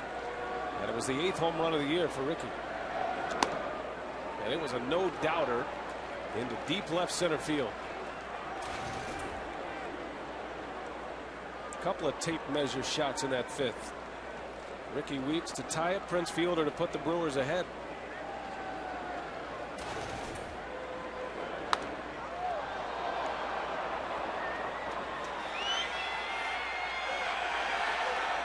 One gone for Martinez. I want to say hi to Frank Gehring listening to the broadcast tonight from Wausau, Wisconsin. Good friend of our pal Steve Foster. Frank is 96 years old. Tied with the Wausau Timbers and the Wisconsin Woodchucks. Great baseball fan, Frank Gehring. One gone for Corey Hart. Hart singled and scored in the 5th. He was on base when Fielder launched his 2-run homer.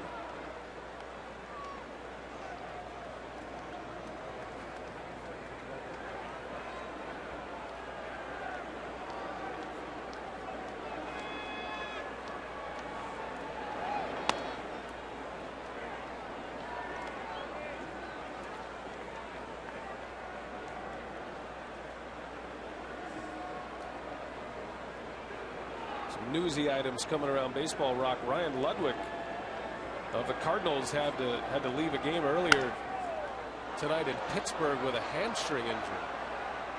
Brewers are going to see the Cardinals on Friday. Ludwig has been one of their biggest run producers. Yeah. He and Albert Pujols in the middle of that order. Well, it's certainly going to affect what Albert Pujols is going to be able to do with Ludwig out of the lineup. If in fact he's going to be out for a while, the Brewers are going to see the Cardinals on Friday. That can have an impact on that series. Cardinals 3-game series in Pittsburgh. The front runners in the division right now, St. Louis, 20 wins thus far. They are 2 games ahead of the Brewers. The Brewers and the Reds are tied in second place in the Central Division.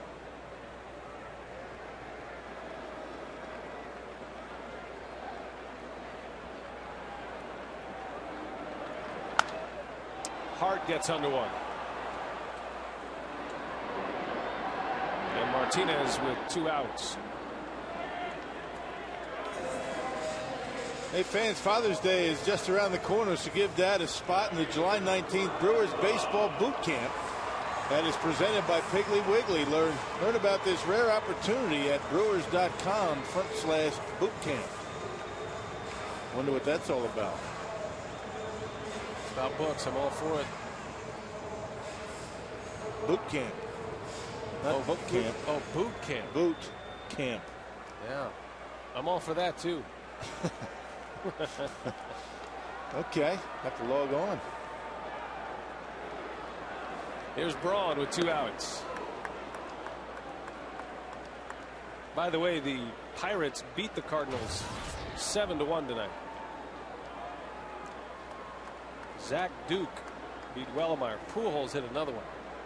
13 home runs. Yeah. Ryan Zimmerman has just singled in San Francisco, extending his hitting streak to 30 games. 30 games. And really not a guy you would think about to have a long hitting streak. I mean, he's a big guy, hits home runs. Certainly not what you would classify as a spray hitter, a Pete Rose type anyway. Well, Zimmerman was in the same draft as Ryan Braun back in 05. Zimmerman, the first player taken. Of course, Joe DiMaggio wasn't a spray hitter either. No. Zimmerman 4 for 5 yesterday. Got a hit in his first at bat. No drama there. Tonight, in his first at bat, he got a hit. But Joe DiMaggio's 56 is still way out there. I remember Molitor's hitting streak in '87. There was some dramatic times in that hitting streak. Home runs, last at bats.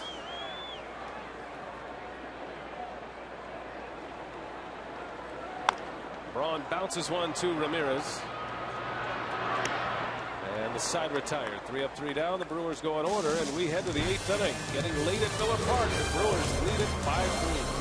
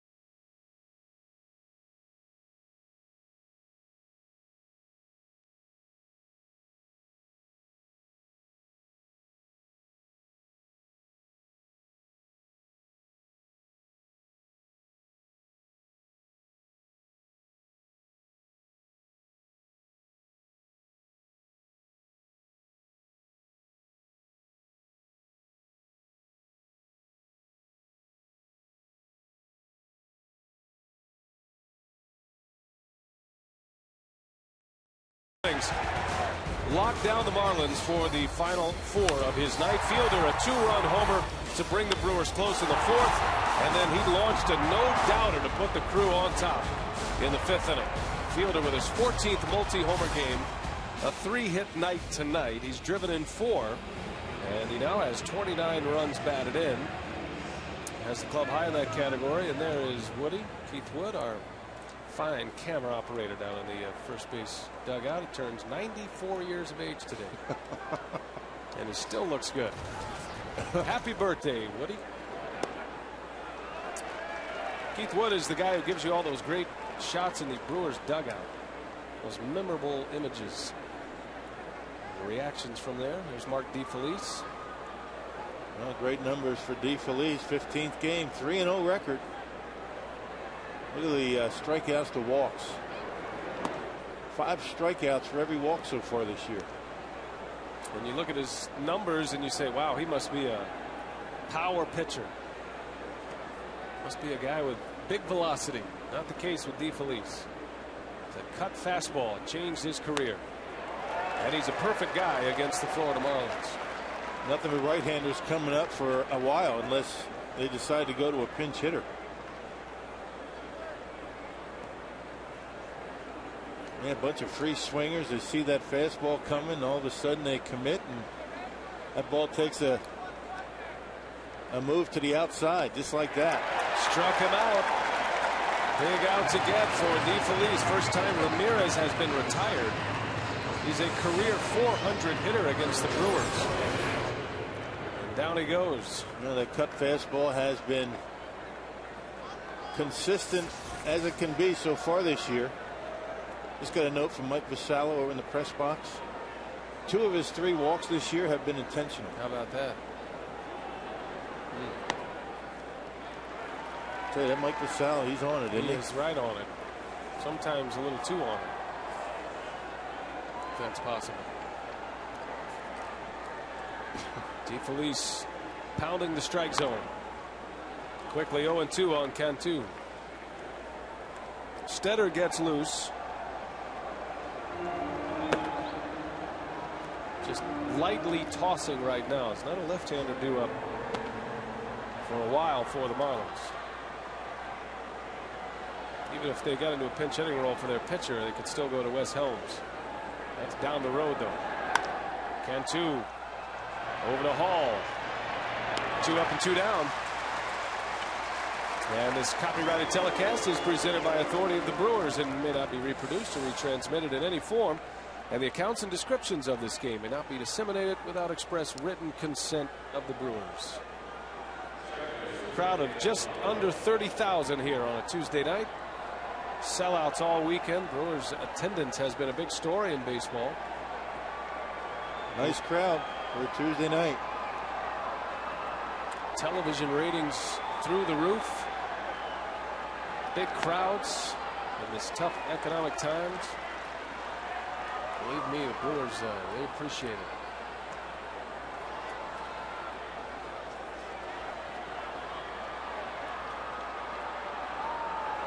Dan Ugler chases that cutter.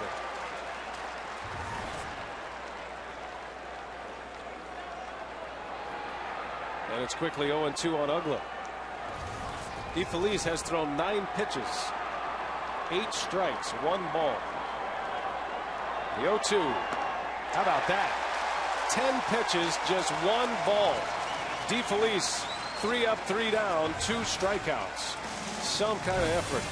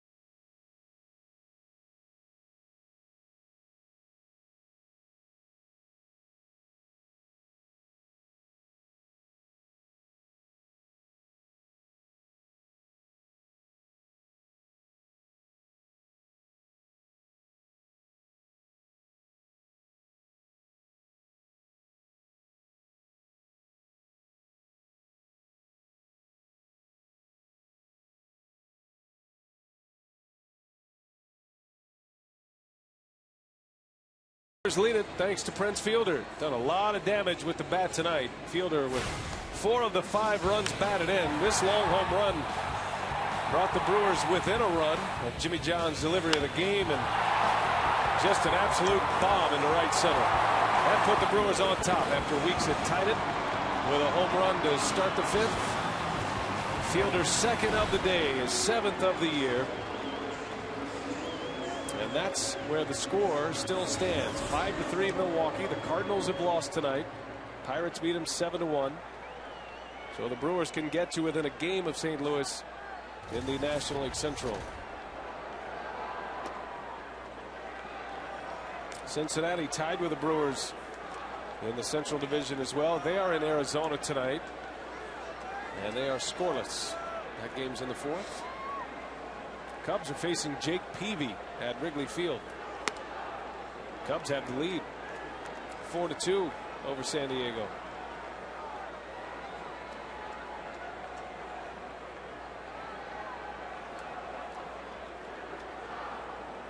Derek Lee back in the lineup for Chicago tonight after missing the entire series here in Milwaukee. All-time saves leader gets loose for the 9th.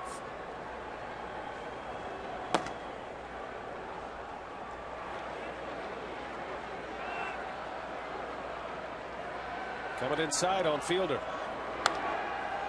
Slaps it foul. Well, he left that out over the plate. That's the danger with a guy like Martinez, who has that big sinker. A little bit more of a tail than he does a sink on that pitch, and set up inside, ends up down the middle. There's a lot of movement on that fastball by Martinez. Fielder's never had a 3-homer game. Coming inside again, and the 2-2. Fielder to the opposite field. That one's well hit. On the run is Hermida, and that one is slicing foul out of play. Boy, that had some carry on it. Fielder didn't have the great sweet spot kind of sound to it, but it looked like it was headed for the corner. Well, really didn't get the barrel on it. If he did, he probably would have hit it out of here. Looked like he had it a little bit off the end of the bat.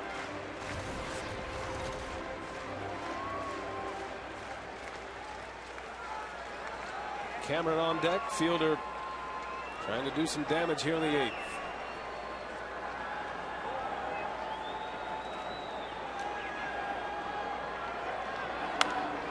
And Prince gets under one. Mile in the air. Paulino didn't see it right away, and that one's in the seats. He never saw it. Marlin catcher looked up, had no idea where it was. It's only about 5 rows back. That's a lonely feeling for a catcher when you know it goes up there. Paulino never takes his mask off. He's got that conventional mask. Ordinarily, you take the mask off, you try and find the baseball, but never did. It was about that moment that a little panic set in. Going back inside, the 2-2. Fielder slaps one foul and out of play. You like that gray catching gear? That's unbelievable you just brought that up. I was just going to say that. Yeah. Have you ever used a gray mask? I don't believe I did. I'm all right with the gear, but the gray mask seems a little distracting. Used to have all yellow. Did you really? Yeah. Yellow? That was kind of loud, wasn't it? Wow. Yellow. Yellow. Brewers gear. Yeah. Whew. Fielder into the shift. It's a long throw for Uggla. It's in time for the out.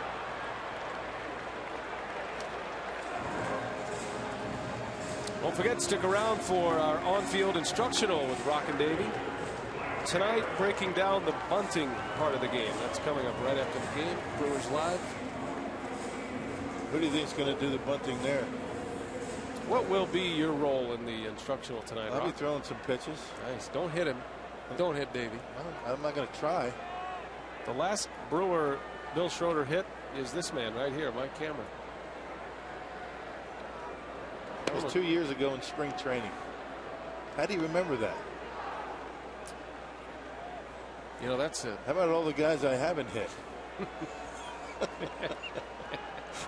Cameron reminds you about it. You hit him in a good spot, though. Yeah. Right where you sit down.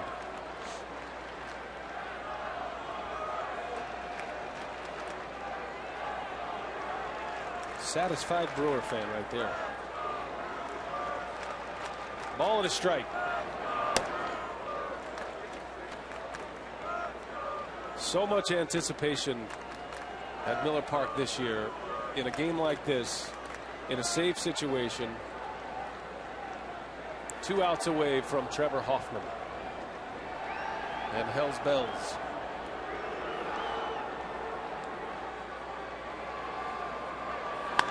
Cameron in the air, deep left center. This is way back. And it's gone. Mike Cameron. His 7th home run. And a 4-homer game for the Brewers. 6-3 Milwaukee. Boy, stayed back nicely on the slider and got just enough of it to get out of here in the Brewers bullpen. 44 home runs in the year for the Brewers. They now lead the National League. Right down the middle of the plate, didn't do much, and into the Brewer bullpen. Phillies did not hit a home run tonight. The Nationals haven't hit a home run yet. Those were the two teams ahead of the Brewers in home run. So a 3-run game. Cameron, the 4th Brewer home run. Just a towering fly ball that had enough carry on it. Just enough backspin. Hardy, line shot off the glove of Bonifacio. Ramirez recovers. Hardy safe on an infield hit. Balls flying everywhere. Broken bats flying everywhere. And Hardy safe. Well, just able to stay back long enough. Once again, it's a slider from Martinez. Good job by Bonifacio to knock it down. He came pretty close to catching that baseball, and no play for Ramirez, but he threw it anyway.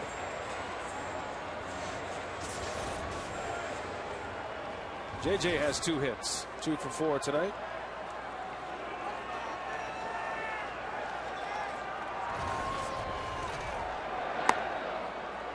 And now it's Bill Hall. By the way, that home run from Mike Cameron, his first since the 3rd of May, right here at Miller Park against the Diamondbacks.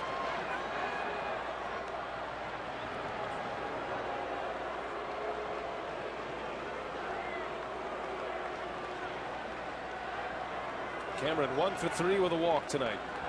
And his 7th home run, RBI number 19.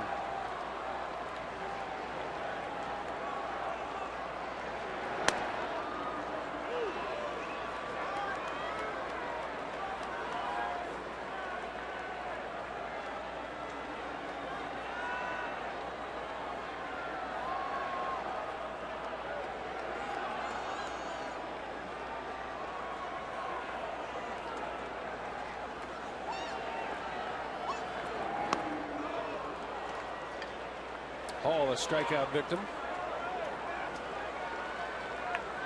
2 outs in the inning.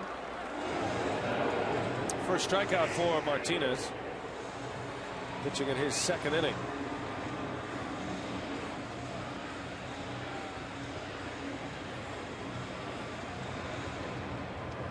Hoffman continues to throw. Coffey up just in case if the Brewers go out of a save situation. Interesting to see what Maka does. Normally you would not bring in Hoffman in a spot like this, but Rock, he's been throwing a lot. It's almost to the point where you might as well bring him in at this point. Oh yeah, and he's looking like he wants to get in there, and he's throwing a little bit more with a sense of urgency than he normally does. So it's still a save situation for him. Why not bring him in? Well, Kendall's been banged around a little bit behind the plate. You want to be a big league catcher? One on the hand. Later in the ball game, you see watch the swing, and gets him right in the side of the head. It's a couple of those a night for Jason Kendall. I don't think he really feels like he's a participant in the game until he gets smoked. Either a foul tip or a bat to the side of the face. Amazingly durable, Jason Kendall.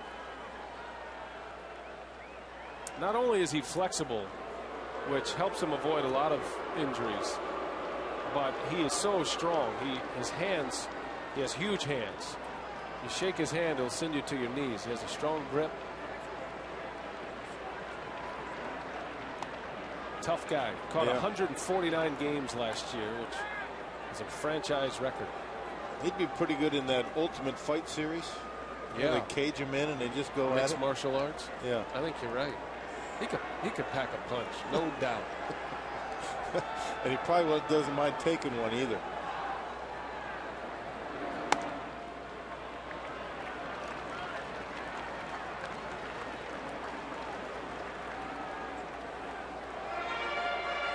Mike Rivera is still on the disabled list, but he's due back Thursday. So Kendall, if all goes according to plan, will catch tonight and tomorrow, and then Rivera will be back to catch Bush on Thursday afternoon. Kendall drilled. Speaking of, And he just wipes it off like a mosquito. That can't feel good. But never rub it. Actually got him, I think that got him on the shin guard or the elbow pad. Shin guard. Shin guard on his elbow. Yeah. Kendall's climbing that hit by pitch list. With every hit by pitch, he continues to climb the list. He's currently 6th, and among active players he's first, 236, and there's not even a close second. He has said that's a stated goal. He wants to be the all-time leader in hit by pitches. That just continues to get closer and closer to the plate. That'll happen. He's right on top of it right now. Time now for the Home Depot defense. Doing more on defense. Bill Hall started a nice double play against Cody Ross in the 3rd inning. That was a key moment for Manny Parra. That was his first scoreless inning of the night. And he would go on to pitch 6 innings. Just 3 runs. Duffy yanks one foul.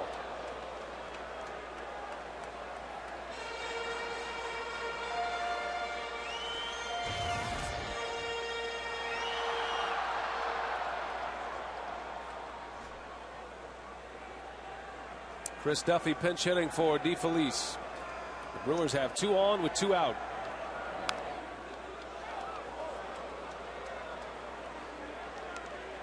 By the way, Jason Kendall hit for the 5th time this year. Tied with Braun for the National League lead. Chase Utley's in that group as well. And the Brewers as a team hit by more pitches than any other National League team.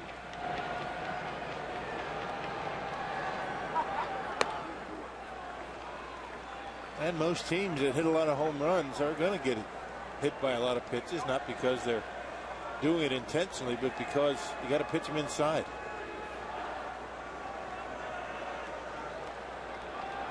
Two on for Duffy with 2 outs. Martinez has thrown a lot of pitches.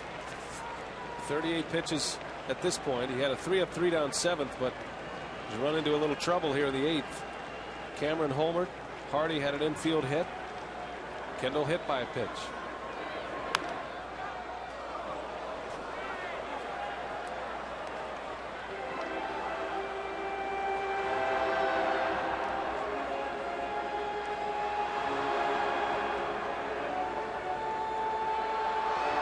Hoffman's coming in for the 9th. Right now it's a save situation. He's coming in regardless, it looks like. 3-2 to Duffy. Although Coffey continues to throw. But Coffey's a guy who likes to throw a lot, so he might be doing that on his own.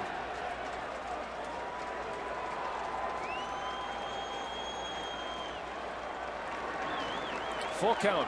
Runners take off. Duffy takes ball 4. And the bases are loaded.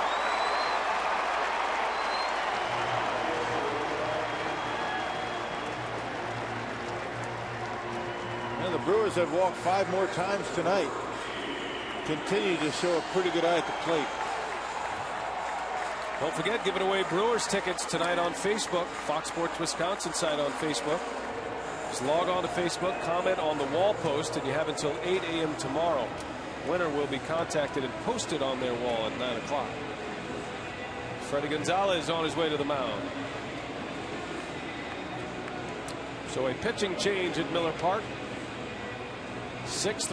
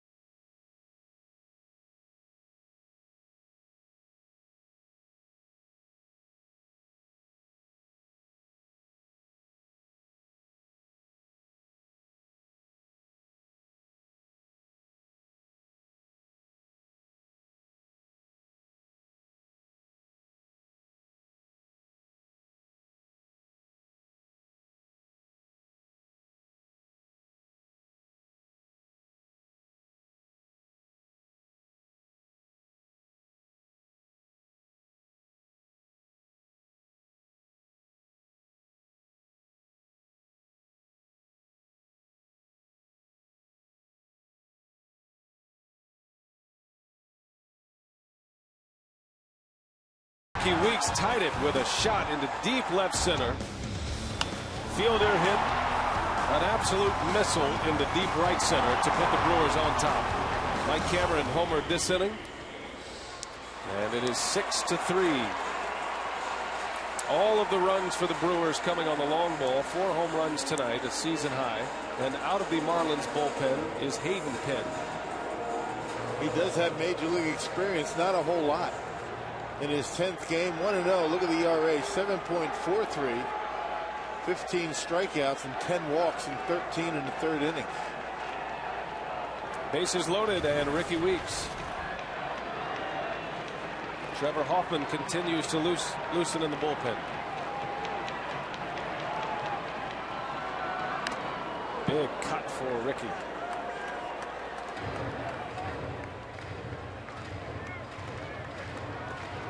And you have to admit, Rock, there is always that element in baseball that you can never have enough runs. But there's a large pocket of fans that would like to see Hoffman come in for a save. Yeah. I'm hoping for more runs. Maka will take the runs as well. So will I. No sense in saving them for tomorrow.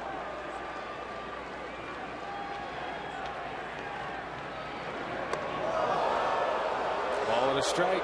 Brewers have the bases loaded. Hardy an infield hit after Cameron's homer. Kendall was hit by a pitch, and then Duffy walked. That forced the pitching change. Ricky Weeks facing Hayden Penn here in the 8th. Weeks hit number 8 in the 5th inning to tie the game and extend his hitting streak to 6. Nice breaking ball. 1-2. That's a nice curveball right there, straight over the top. Throw that for a strike. Going to be around a while.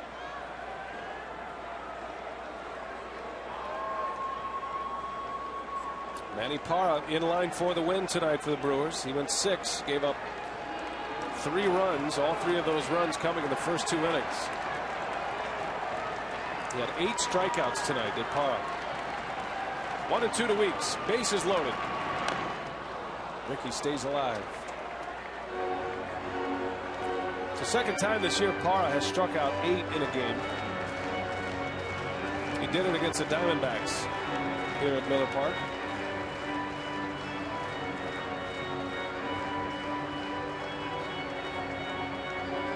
Parra had to work through the extra day off.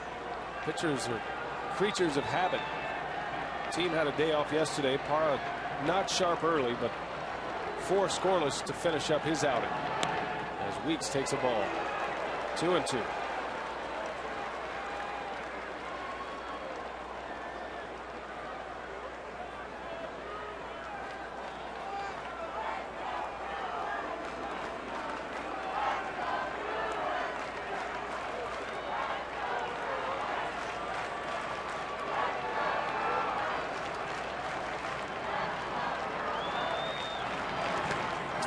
Weeks down on strikes. Another good curveball from Penn. Side retired, and it's Trevor time. The all-time saves leader will come on to try to notch number 6 as a Brewer.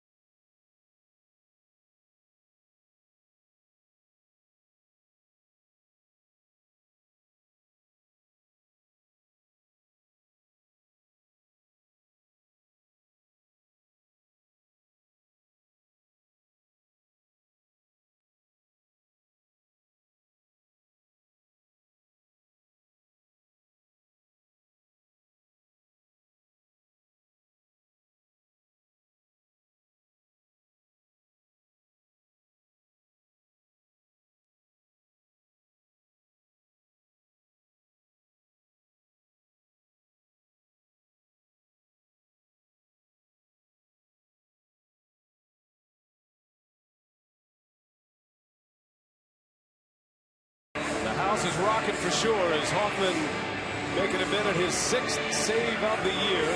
He's 5 for 5 in save opportunities and looking for career save number 560.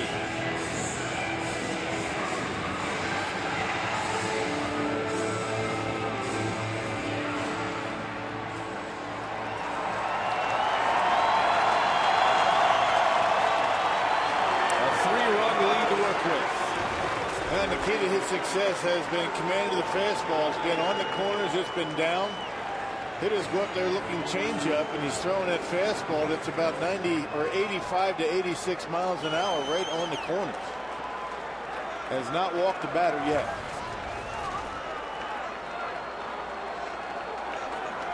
Baker will hit for Paulino. Florida's everyday catcher, John Baker.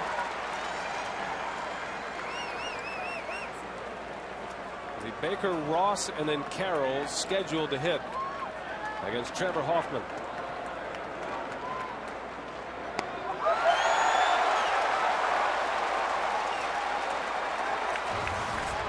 Which makes that changeup so tough. He puts it down around the ankles, tough to hit.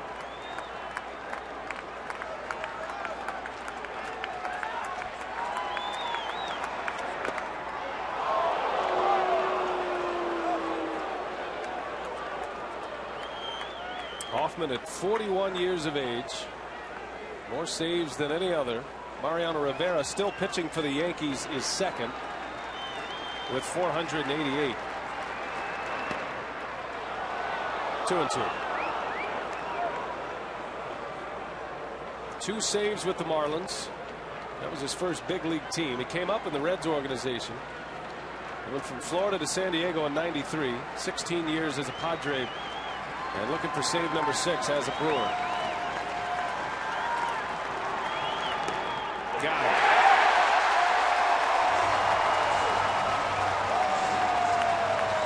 Probably looking change up. Game the fastball right on the corner down at the knees. Got 0-2. A fastball and a change up. Tell you, the first change up that he threw to Baker, outstanding.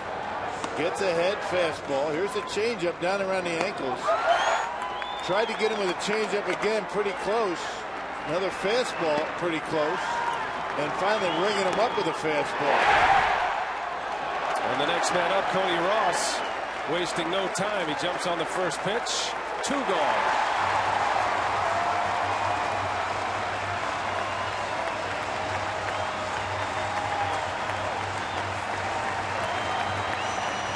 Been in a lot of ballparks. There's no atmosphere like this one when Trevor's on the mound for a save.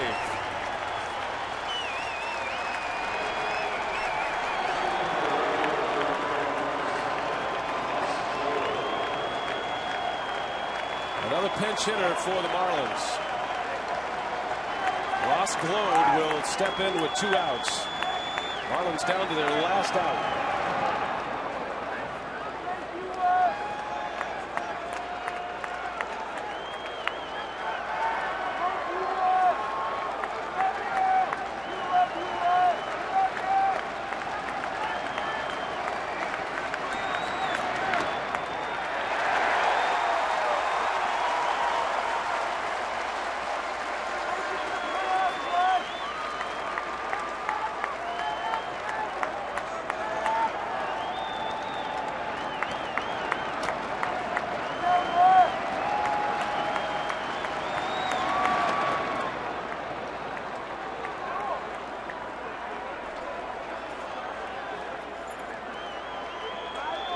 Ross Glode, last hope for the Marlins. The last hit for the Marlins was with 1 out in the 5th inning. 3 balls and a strike.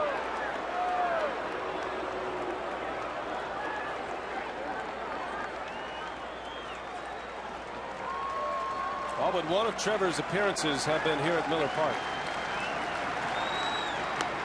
There's strike 2.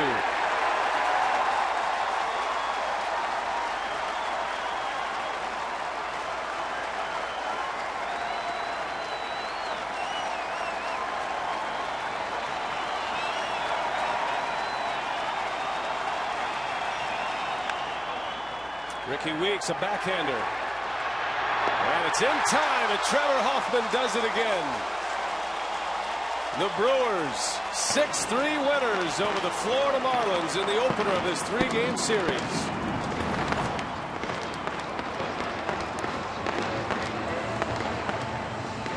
Manny Parra, the winner. Hoffman saved number 6.